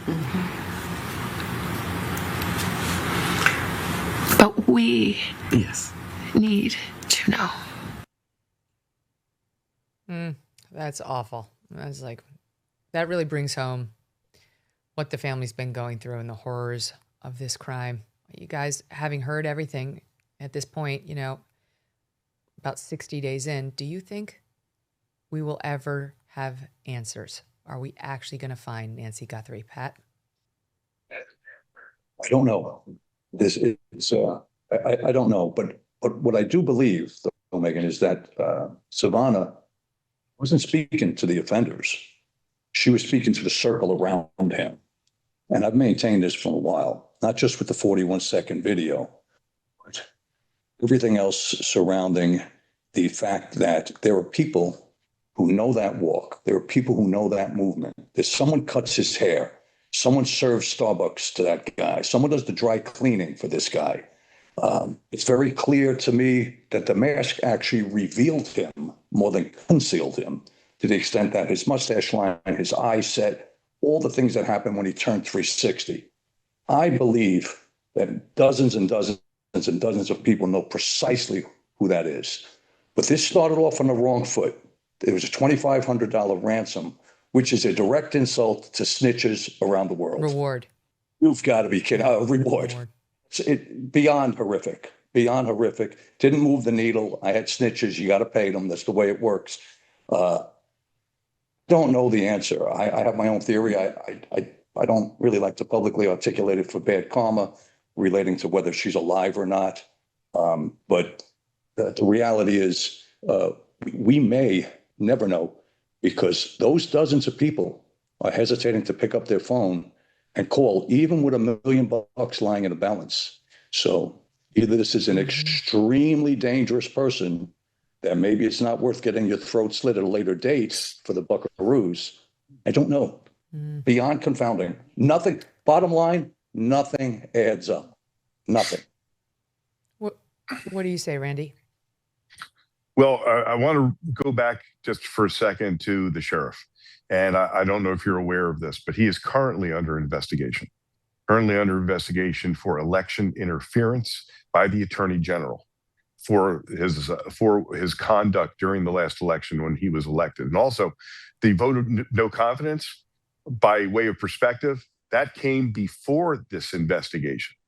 The Deputy Sheriff's Union voted that no confidence vote before this investigation took place, which gives you the reality of the morale within that agency and the distinct lack of respect that the working cops actually have in that sheriff. So that just gives you a little more perspective. He's currently under investigation. I have all the details on that. That would suggest to me you do not have high hopes for finding Nancy. I don't know. I'm going to be less circumspect than Pat. I believe that this is a homicide. I believe that there is a strong possibility that there were cartel people involved in this, that this was farmed out to them, and that's why they're not in the DNA database.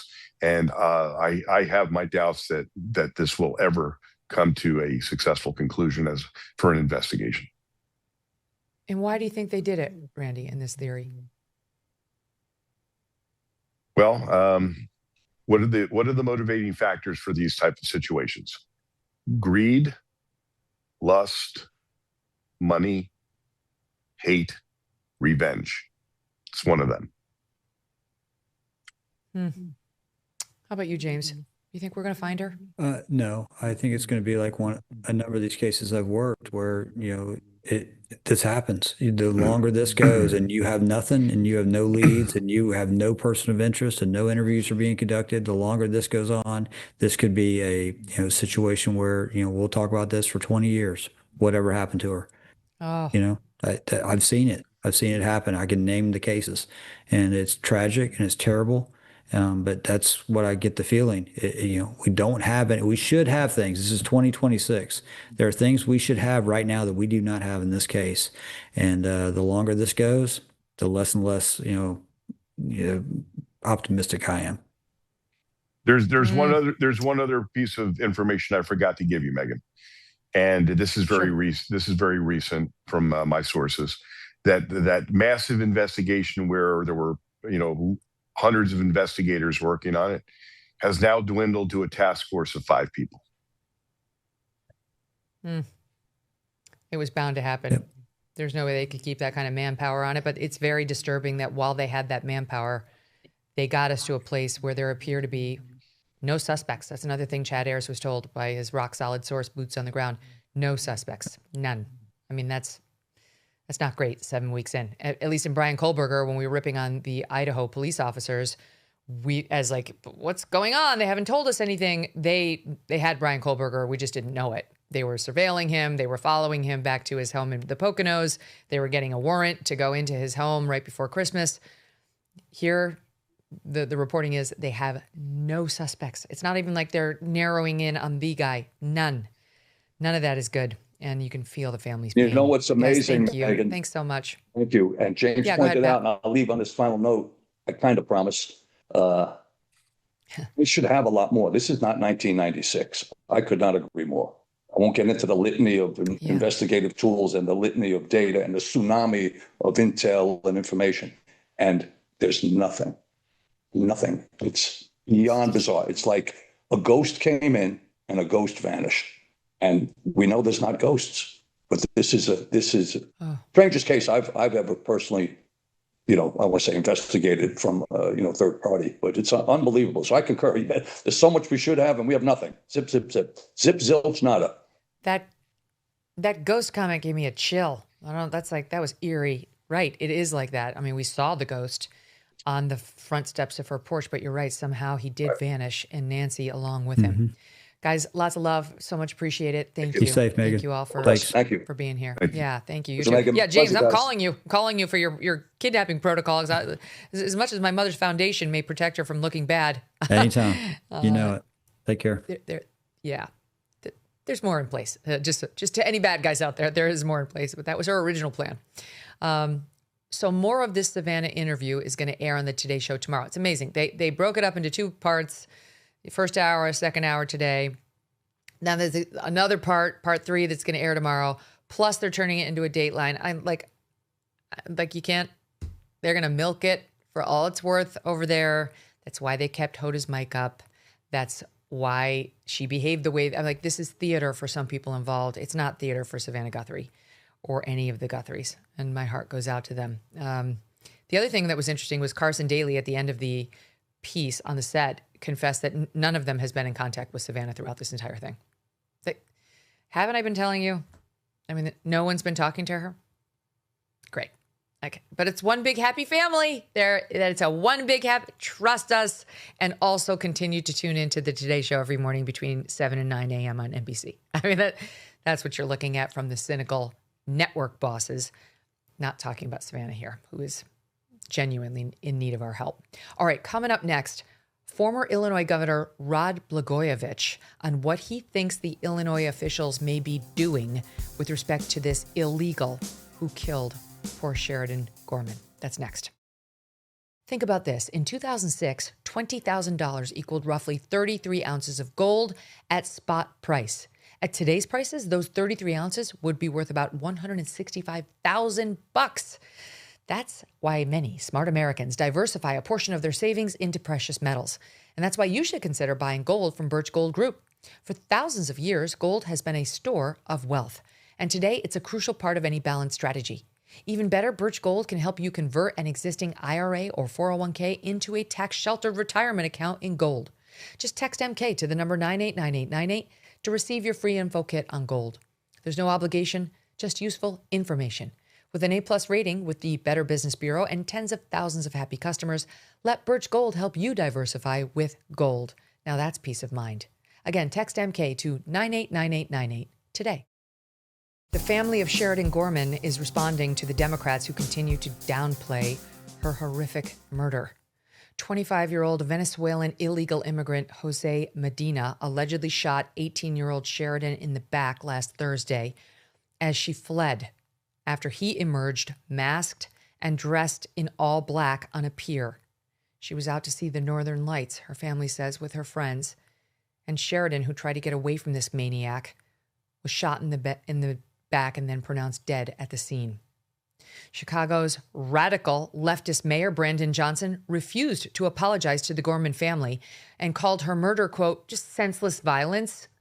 The Gorman family responding with, quote, the following. What happened to Sheridan cannot be reduced to a senseless tragedy, nor can it be explained in general terms about public safety. Sheridan was our daughter. She was 18 years old. She was doing something entirely normal, walking near her campus with friends. She should be here. Calling this senseless is not enough. There must be a clear and honest accounting of what went wrong. We will not allow Sheridan's life to be reduced to a talking point or a generalization. We expect leadership that is willing to confront hard truths and ensure that what happened to her does not happen again. In reaction to Governor J.B. Pritzker's ex-post calling the murder a tragedy, without mentioning the suspect's immigration status, the Gorman family responded again, writing, quote, Sheridan's death cannot be reduced to a general tragedy, nor can it be explained away by broad references to failures somewhere else. Sheridan was a daughter, a sister, and a young woman whose life was taken in a way that should never have been possible. We're not interested in political arguments or in watching responsibility shift from one place to another. If there were failures, as the governor himself has acknowledged, then every one of them must be identified, examined, and addressed directly. The location of those failures matters less than the willingness to confront them honestly. Our daughter is not a policy debate. She is a life that was taken and that demands accountability. And now a photo has emerged online, which some speculate shows Medina, it looks exactly like him to us, holding up a gang sign. For listening audience, it's like he's got the four fingers of his left hand showing, and the ring finger is bent in half. So it's like the pinky's standing out, then the ring finger is bent in half, and then the middle finger and the index finger are showing. And that's apparently a gang sign, which has led to a lot of questions about who this guy is and what he was really doing on the pier that night. Now, he's due back in court tomorrow after missing his detention hearing Monday, reportedly because he's been hospitalized with tuberculosis. A former governor of Illinois, Rod Blagojevich, wrote the following on X. Sheridan Gorman's killer is being held in isolation. I suspect Pritzker and the Dems are hiding him to cover up the fact that this illegal immigrant killed an innocent young girl as part of a gang initiation.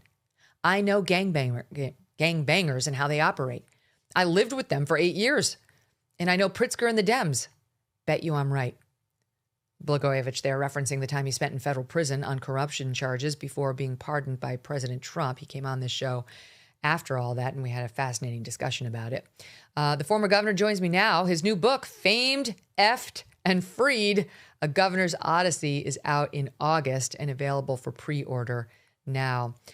Great to see you, Rod. Thanks for coming back on. Please come on when your book hits, too, and we can talk all about it. But why do you think that this might have been a gang initiation? Well, I'm almost completely convinced that it was. I know this subject all too well because of my unhappy experience, 2,896 days in prison, sheltering in place with Crips and Bloods, gangster disciples, Sinaloa cartel drug dealers who look up to the gang lord El Chapo like my daughters look up to Taylor Swift. I was in prison for the first 3 years with men who committed murder. So I have an unhappy experience living with those guys and knowing how they operate. And gang initiations are very much a part of the gangs, not only in prison, but in real life. So I have, frankly, little or no doubt that what happened here was that. I mean, the facts suggest that the group of kids were running away from this guy who appeared. He was dressed all in black. And then he decided to shoot poor Sheridan in the back. I think it hit her in the back of the neck. It had to be because he had to prove himself to the gang he was trying to join. And one of the most disgusting parts of the story is the fact that he should have never been here in the first place. He's among the hundreds of thousands of criminal illegal aliens who broke into our country illegally. He was also in custody a couple of years before for shoplifting, but the no bail laws that the Democrats love let him out. And there can be no other motive for doing something like that.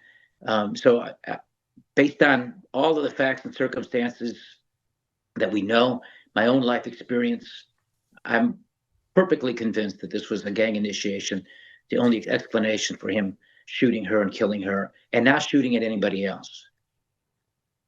Right, because it seemed like he targeted her, but there was no explanation for why. Like, there wasn't an altercation. There was, as far as we know, not an attempted like sexual assault or anything like that. He just got his eyes on her. She sensed danger. He had a gun. He had a black mask on.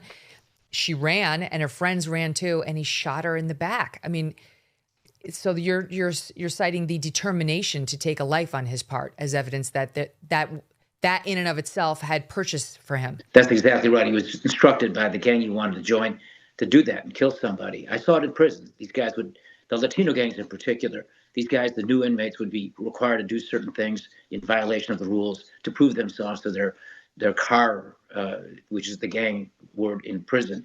And the politics of this I know because I was a Democratic governor in Illinois. Well, wait, stand by.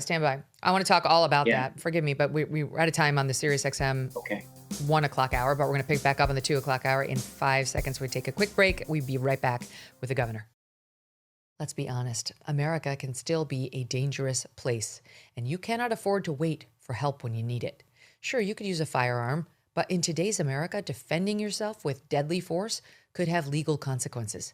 According to FBI data, 99.9% of all altercations do not require lethal force. And that's exactly why many are turning to Burna. Burna is proudly American, hand-assembled in Fort Wayne, Indiana.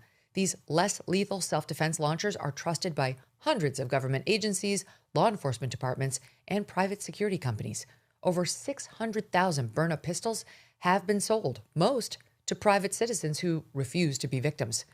Burna launchers fire rock-hard kinetic rounds and powerful tear gas and pepper projectiles capable of stopping a threat from up to 60 feet away.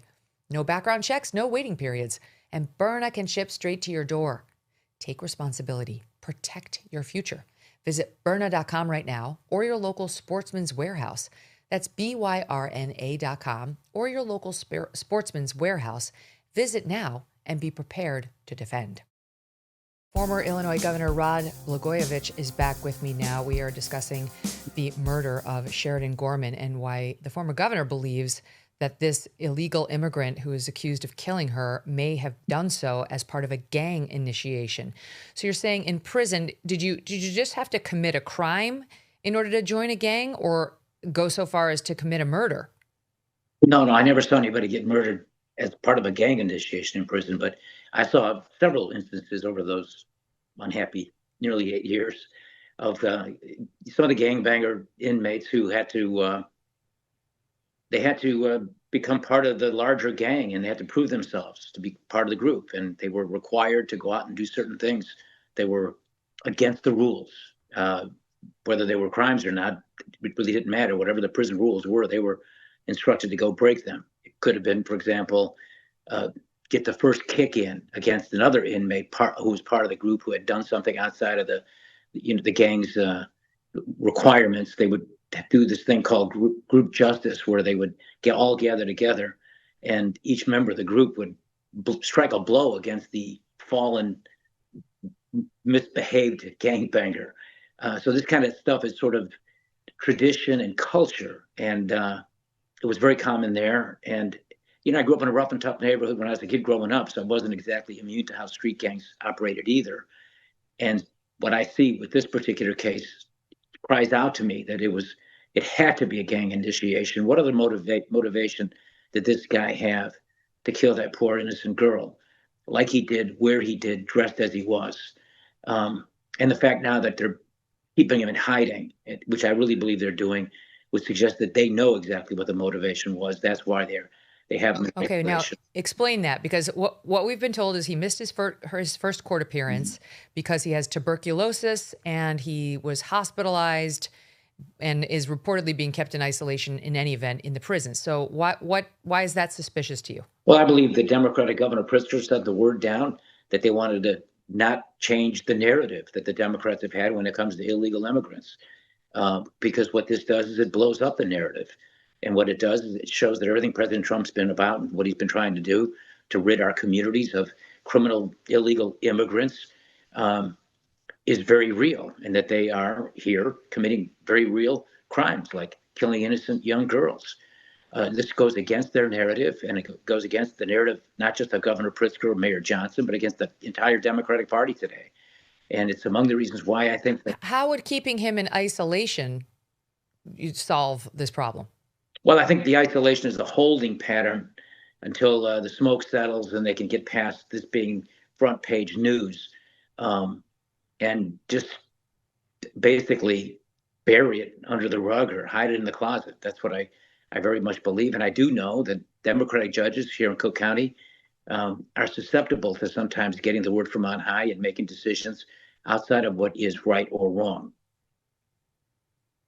Is there a possibility of, if he's a gang member and he gets, thrown in prison pending a trial, or obviously in here, I think it would just be the arraignment, that he could be in danger from other gang members, worried he might squeal, or, is that a thing?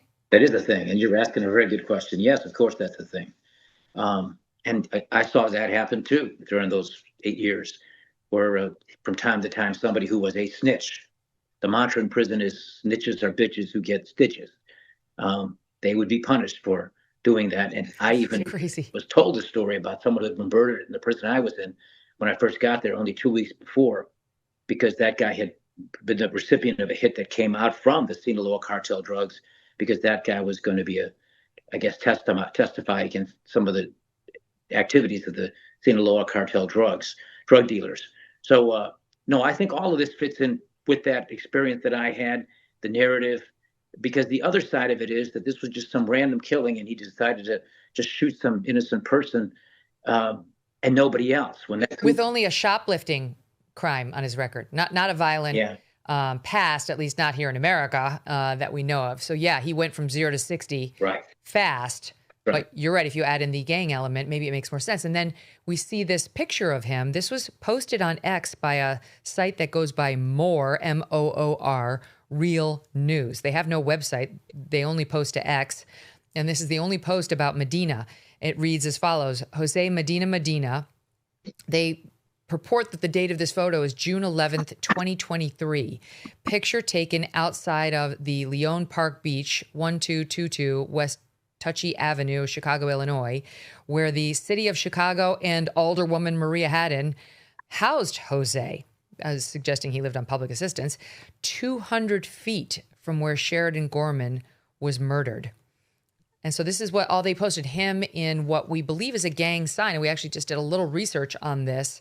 Per a handbook for the Institute of Police, which is based out of Florida, they recognize this thing he's doing with his hand as a gang sign.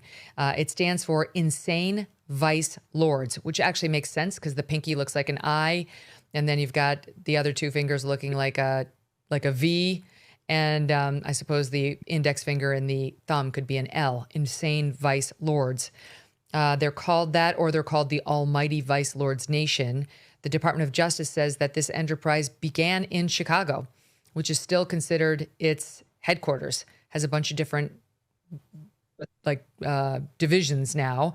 They became one of Chicago's largest and most influential street gangs, heavily tied to narcotics. And per a 2015 handbook from the Florida Department of Corrections, they write that members often have tattoos either on their hand below the thumb to identify themselves or as a protective mechanism for members facing possible jail time. We don't see a tattoo here. Oh, we do on Medina?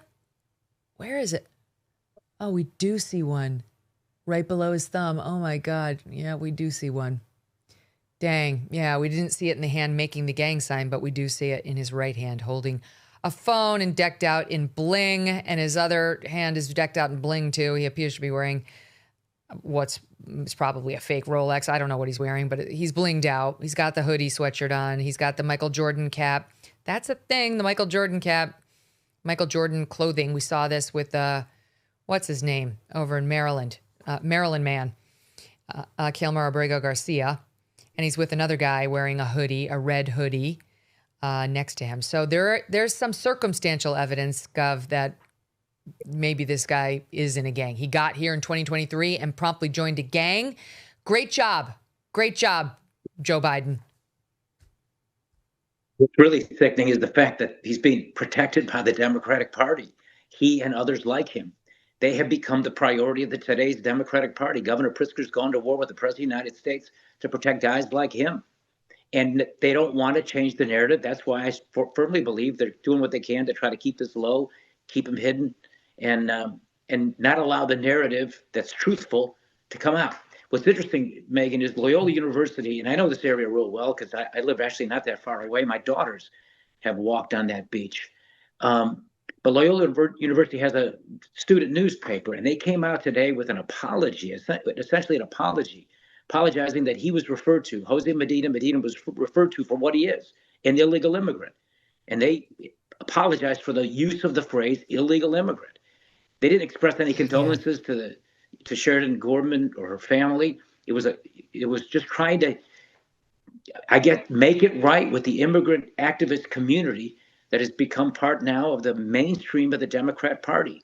And they don't want any narrative that goes against how they're trying to describe the circumstances of all these people came to America in violation of the law. Now, 10 to 15% of them, the best estimates according to the Bureau of Justice Statistics, are criminals. All the others have come here. They broke the law.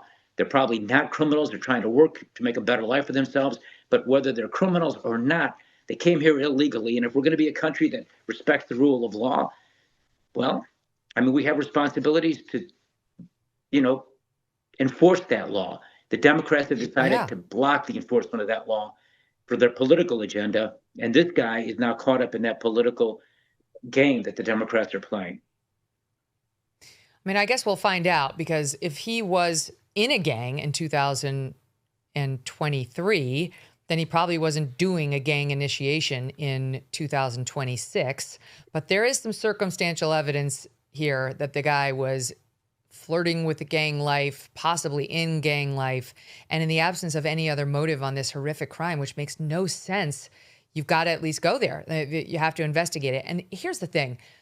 As Julie Kelly, who's done great reporting on the federal judges and what they're doing to President Trump's agenda, and in particular, how they tried to stymie his attempt to get out Venezuelan, that's what this guy is, Venezuelan gang members, and Judge Boasberg in Washington, D.C., issuing a national injunction stopping it. She tweeted out the following. She wrote, she finds the tuberculosis isolation suspicious.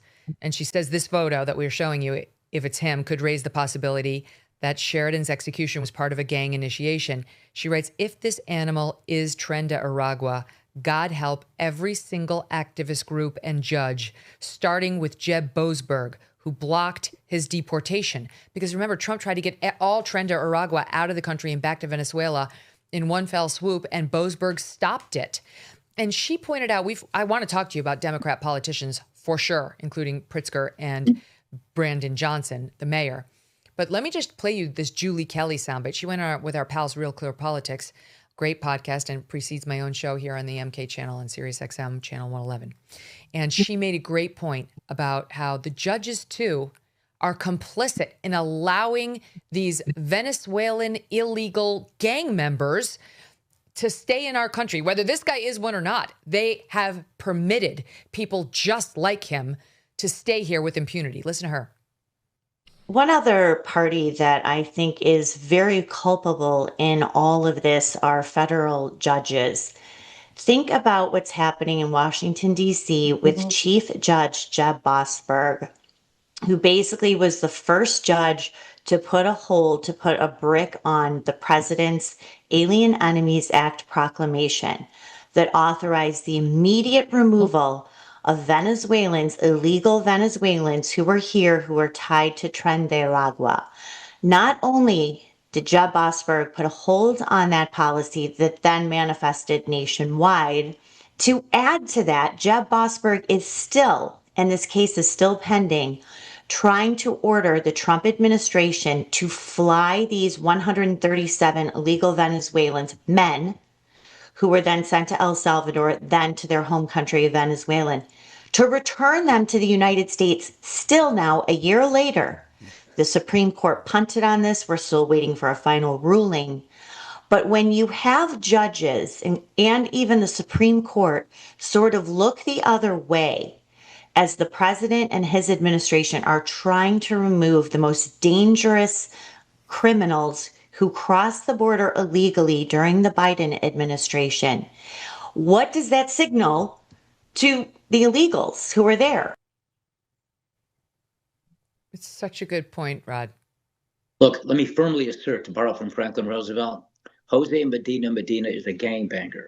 Let me also firmly assert that the chances are that he's a member of Tren de Aragua are extremely good. And the most compelling evidence to suggest that to me is how the Democrats are treating this particular heinous crime against this poor, innocent young girl, because of the fact that that goes against everything they've been saying with regard to illegal immigration and proves everything that President Trump's been saying.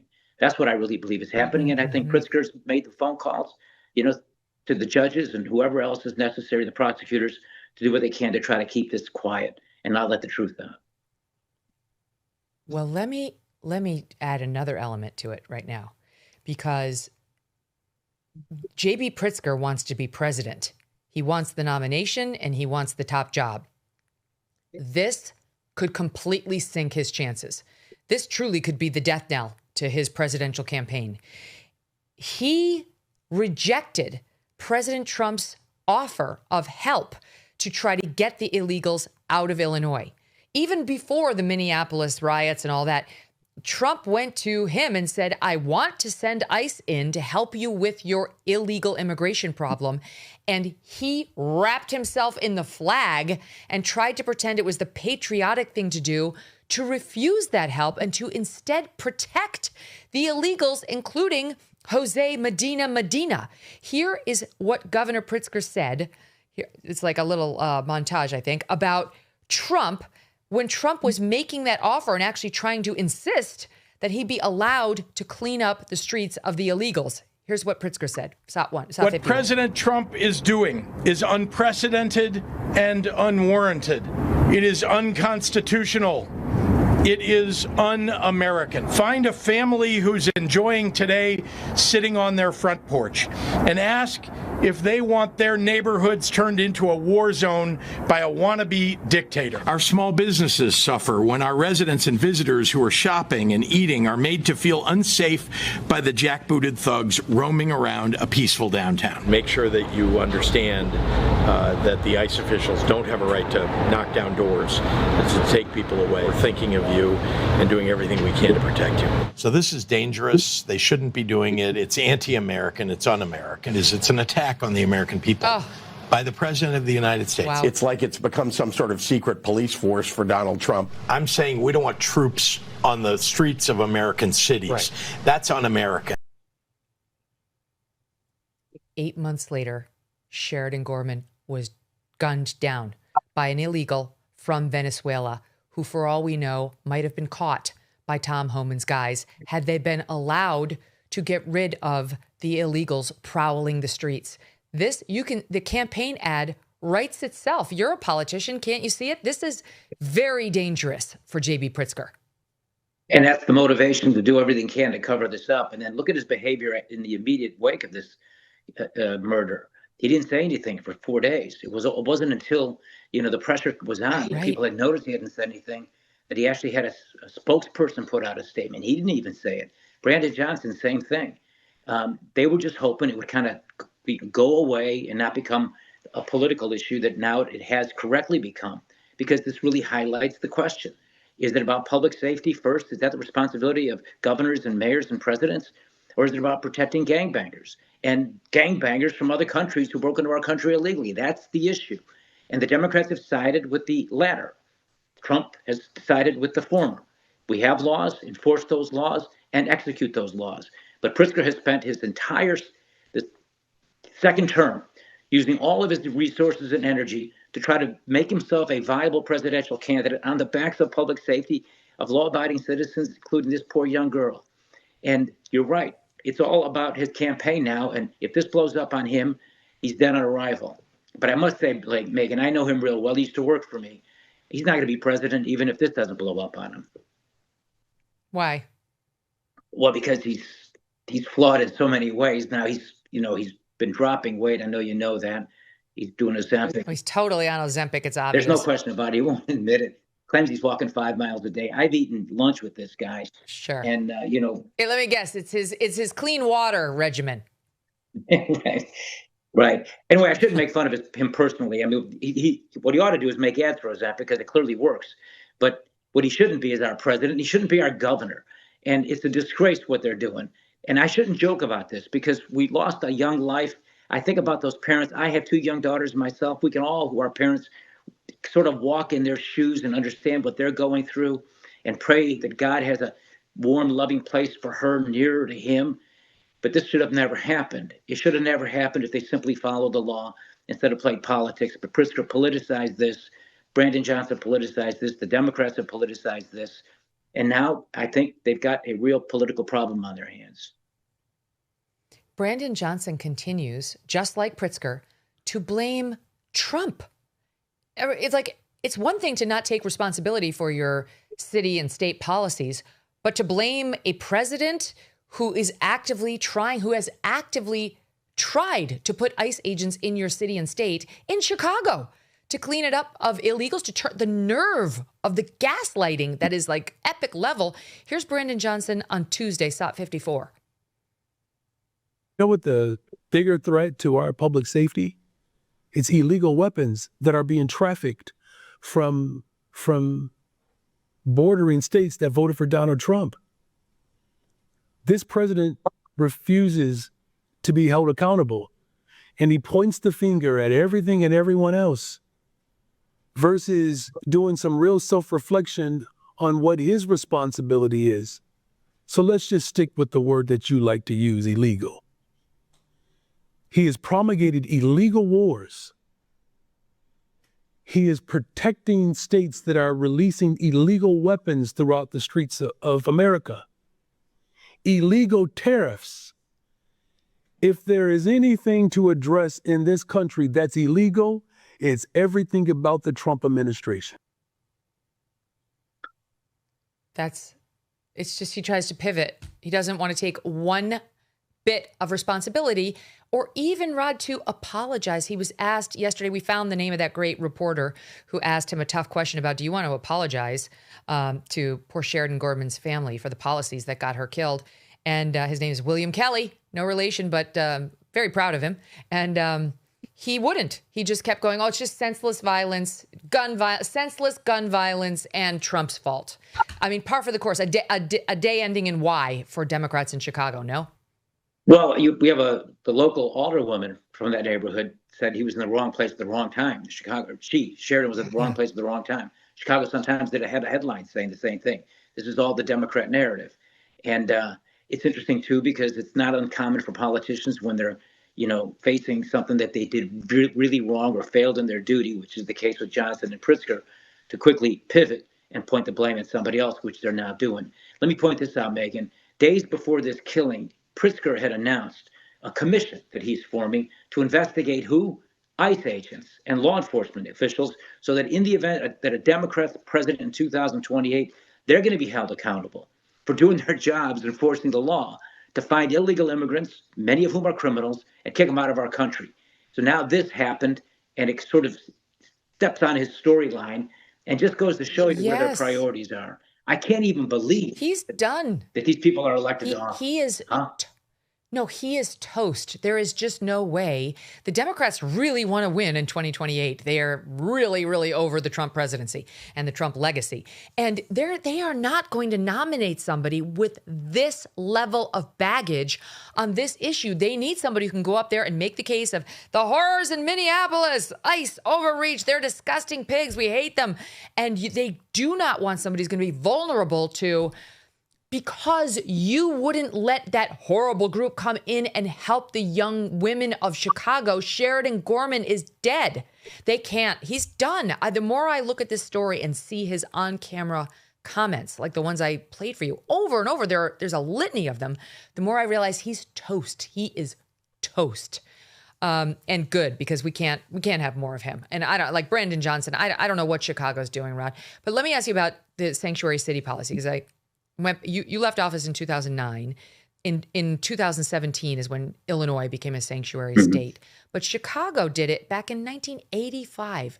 So did something change in the way, like I lived in Chicago for 5 years between 1995 and 2001. And Chicago was wonderful back then. That was, Mayor Daley, you could eat off the streets. It was like so clean.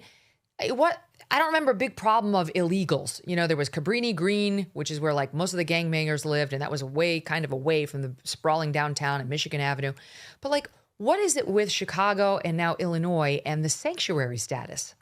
Well, a lot of it, I got to tell you, is about votes. I have to tell you, these illegal immigrants are voting. They're not just voting in Chicago. I bet they're voting big time in California. Why else would these Democrats fight so hard for them to keep them in our country? When it used to be the Democratic Party agreed that illegal immigrants should be deported. Look, I believe in the Dreamers program, and I believe that hopefully the Republicans and Democrats can come together at some point and find a way to address the needs of these good people who came, violated immigration laws and ought to stay. That's my personal belief. A lot of those Dreamers actually serve in our military. They work, and they're not criminals.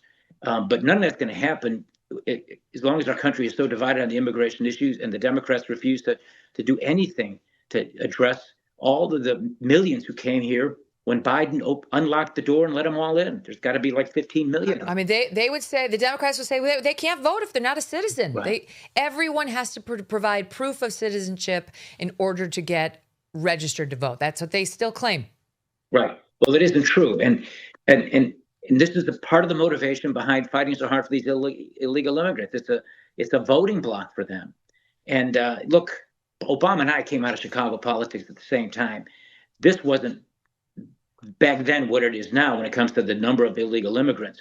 But if you're asking me, do Democrats steal votes in places like Chicago, Philadelphia, Detroit, and Atlanta, and big cities across the country? My answer is the Pope Catholic. Obama knows that. I know that. I think both of us won our elections irrespective of how many people were doing that on our behalf. But that's just how politics works in Chicago and works in big cities. And I know exactly where they do it. And they do it in low-income areas where they control polling places. And they do it through what used to be absentee ballots, which became mail-in ballots, which are absentee ballots on steroids. The fact that the Democrats refuse to vote for the Save America Act, show voter ID, proof of citizenship, all of these things tell you there's got to be a reason why. It's because they vote them. And they vote the way they're told because they're unsophisticated voters and they can be controlled. And the Democrat Party, I used to be a member, I still consider myself a Trumpocrat, Democrat for Trump. But the Democratic Party has really been about coalitions. And this is the new coalition of the Democrat Party, the new voting bloc, illegal immigrants. How exactly would they do it? Because, if you want an absentee ballot, you do, at least where I live, you do have to send in, your driver's license, something that would prove that your driver's license doesn't necessarily prove that you're an American citizen. But in any event, how do they do it? How do they get the illegals ballots that they could fill out in the first place? Well, I mean, so they have organizations, these grassroots organizations that are immigrant rights groups, and they're active in the community. They work closely with the local Democratic political organizations. And I believe they, coordinate efforts to go vote as many people as they possibly can. And whatever the, tactics or subterfuge they use, whether it's through a mail-in ballot or an absentee ballot, or whether it's just there at the polling place and somebody shows up and is just voting somebody else's name who didn't show up, which is a not uncommon practice in places where Democrats control the whole polling place. The Republican judges in those polling places are really Democrats dressed up as Republicans just for appearance's sake. So there's several ways to do it.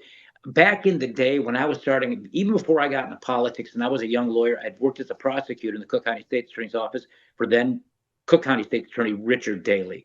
He was my boss. There were like 800 of us. I was in the misdemeanor courts. I never met him until I actually got elected to office. But back then after I'd left and gone into private practice, and I met my wife. Her father was a Chicago ward boss, and 60% of his district, his ward, was Latino voters. They were always very good to me and good to him, and we were very close to the Latino community and still are. But among the ways you can get votes was you'd have a guy, and I'm going to name him. He was a good guy, a political activist, the way it was in Chicago. He would go into the homes of immigrants and unregistered voters, get them registered, and then he would vote them absentee. But then he would gather and collect and bundle the absentee ballots and put them in a freezer. Because if you put them in a freezer and you freeze them, once you can look and see how the person voted. And if you don't like how they voted, you can spoil the ballot and go back and have them do it a second time. This is one example of one guy who was very active. He got indicted in Cook County, and I was asked by my father-in-law to go represent him at a grand jury. And it turned out he wouldn't say it. I told him, just don't say anything, because that's a lawyer. You're a lawyer. You know this.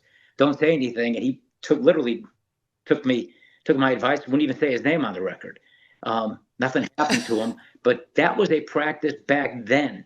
Just imagine what they're doing now with this whole block of tens of thousands, hundreds of thousands of illegal immigrants who are here and are just going to do what the local community leaders are asking them to do because they're being helped in other ways.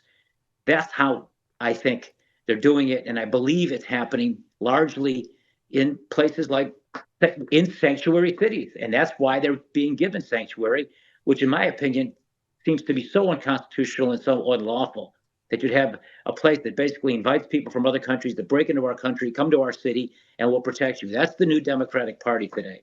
That's what they're saying. And too many of these people who come are good people. Most of them are good people. They're coming for an opportunity to work.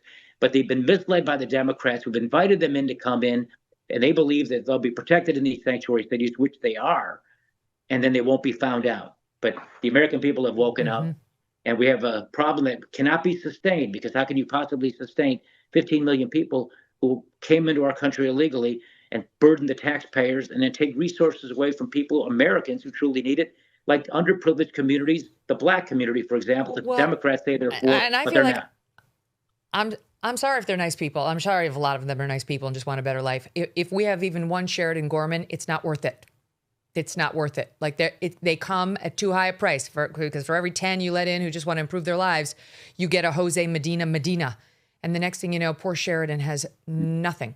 Her future is ended. Her family will be hurting forever. And for what? For what? That's really the question you're asking.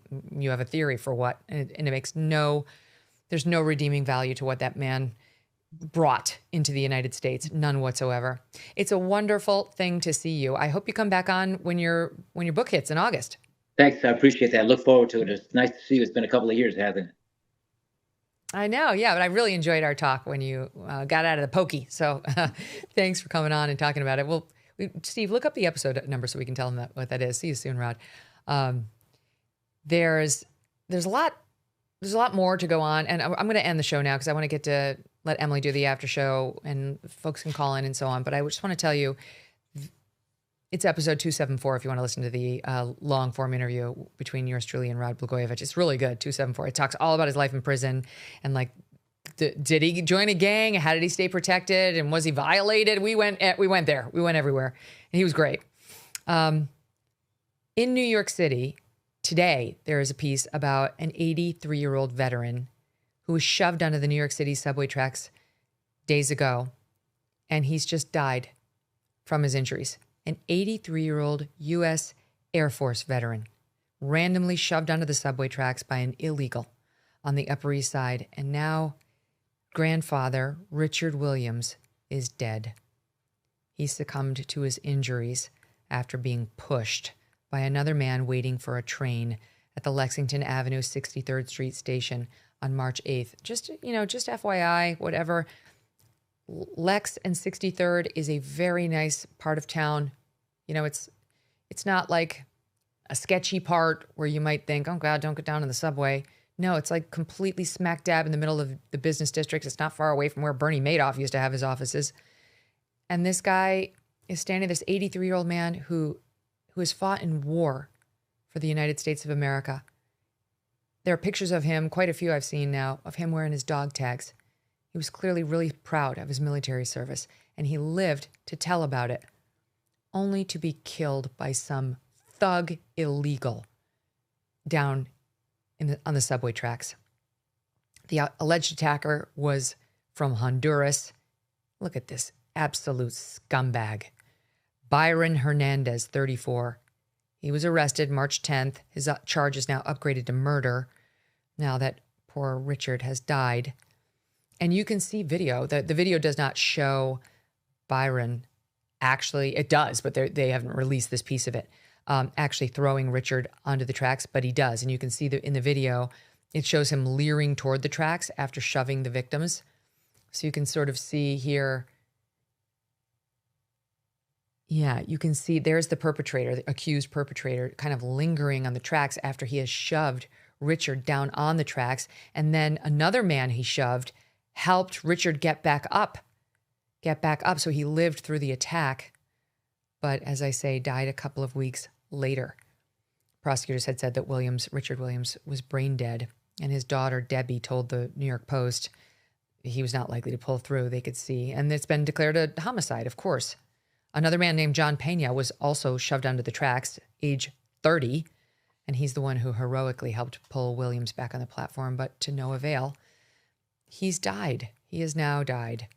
For what? Why? Why do we have to deal with this guy? This guy Hernandez was a serial criminal. I mean, you knew this was coming. Serial criminal, lengthy rap sheet, at least 15 charges, including aggravated assault, possession of a weapon, domestic violence, and so on, according to DHS. He had been deported from the United States 4 times, but kept returning to the country illegally, again, per DHS. How many times do we have to have this story? How many times? That's Kate Steinle's murderer's story, too. Deported 5 times. Long rap sheet. We don't know. The guy, accused of killing Sheridan was allegedly only arrested for shoplifting back in 2023. Didn't even show up. No penalty. It's fine. We let them in. We don't follow up on where they are. We let them commit crime with impunity. We don't, in most of these jurisdictions, cooperate with ICE to at least, if not going to prosecute him, make sure he at least gets the boot out of the country. And we set them loose. We send out our young girls like lambs to the slaughter, to be fucking slaughtered by these thug illegals. And then you have places like the student newspaper, as Rod pointed out, at Loyola, which is called the Loyola Phoenix, writing articles apologizing for calling them illegal immigrants. I mean, spend a day on the Megyn Kelly show. They're illegal thug pigs. That's what they are. Does that solve it for you, Phoenix? Who the hell's worried about their feelings? Sheridan Gorman is dead. And you're worried about hurting the feelings of this illegal? You're worried about offending him by calling him not even an illegal alien, but an illegal immigrant? Where they write that no human's existence is illegal. And we quickly changed our wording to reflect that. It is a reference to one's immigration status, not to one's humanity. They know that. It's more important to them to kowtow to the woke reading their woke, low circulation newspaper, to pat themselves on the back. You're part of the problem. They say, oh, we took the headline down immediately. It didn't reflect the most important elements in the story. Took it down moments later to prevent any further harm to affected community members. Who? You have a bunch of thug illegals in your community? No normal Hispanic person is going to be offended by the use of the word illegal. Is that what you mean, Hispanics? No normal Asian, no normal African is going to be offended by the term illegal. What are you assuming about the people reading your newspaper? They go on to say that language was provided by DHS, but it doesn't align with the Associated Press style, nor with the values of this newspaper. We acknowledge the harm such language can cause and the power and importance of the words we choose to use. Yes, the words are important, but not in the way you think. We deeply regret these errors. Do you deeply regret the murder of Sheridan Gorman, your colleague on campus at Loyola? Where is your long piece apologizing to her family for these disgusting policies and the woke assholes like yourselves that enable them? That's what you should be sorry about.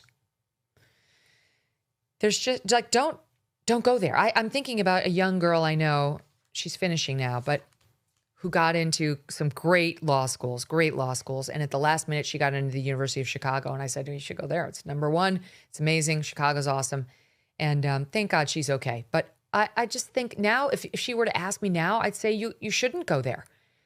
I did even at the time tell her it was dangerous. I mean, Chicago has gotten a lot more dangerous since I was there, thanks to policies like these. Mayor Daley's no longer there. He was a Democrat, but he was a normal Democrat, probably corrupt, but really good at his job and cared about things like crime and cleanliness.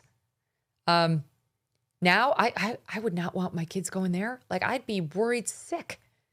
And I feel so bad for Sheridan's mom, Jessica, who I feel like I know. She was part of our Megyn Kelly show community. She came to the tour, as I mentioned, and I'm sure she was thrilled she got into Loyola, a Jesuit university, and thought this will be great for her. She's a girl of faith. The family is too. And you pray God to look over her. And we all as parents convince ourselves that that's going to work. We have to convince ourselves that that's going to work. And when it doesn't, you have a reconciliation to work through. You have a lot to work through, and I'm sure the family's going through that right now. Anyway, it's not just Chicago is my point. This is New York. It's happened in so many places. Lake and Riley, that illegal came from New York, and we shipped him down to Georgia on the taxpayer dime.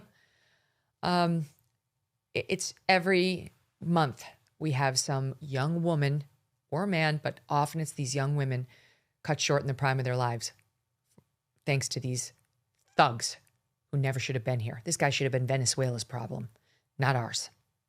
Tomorrow we'll talk about this and much, much more when Jesse Kelly joins us. Hope you'll join us then.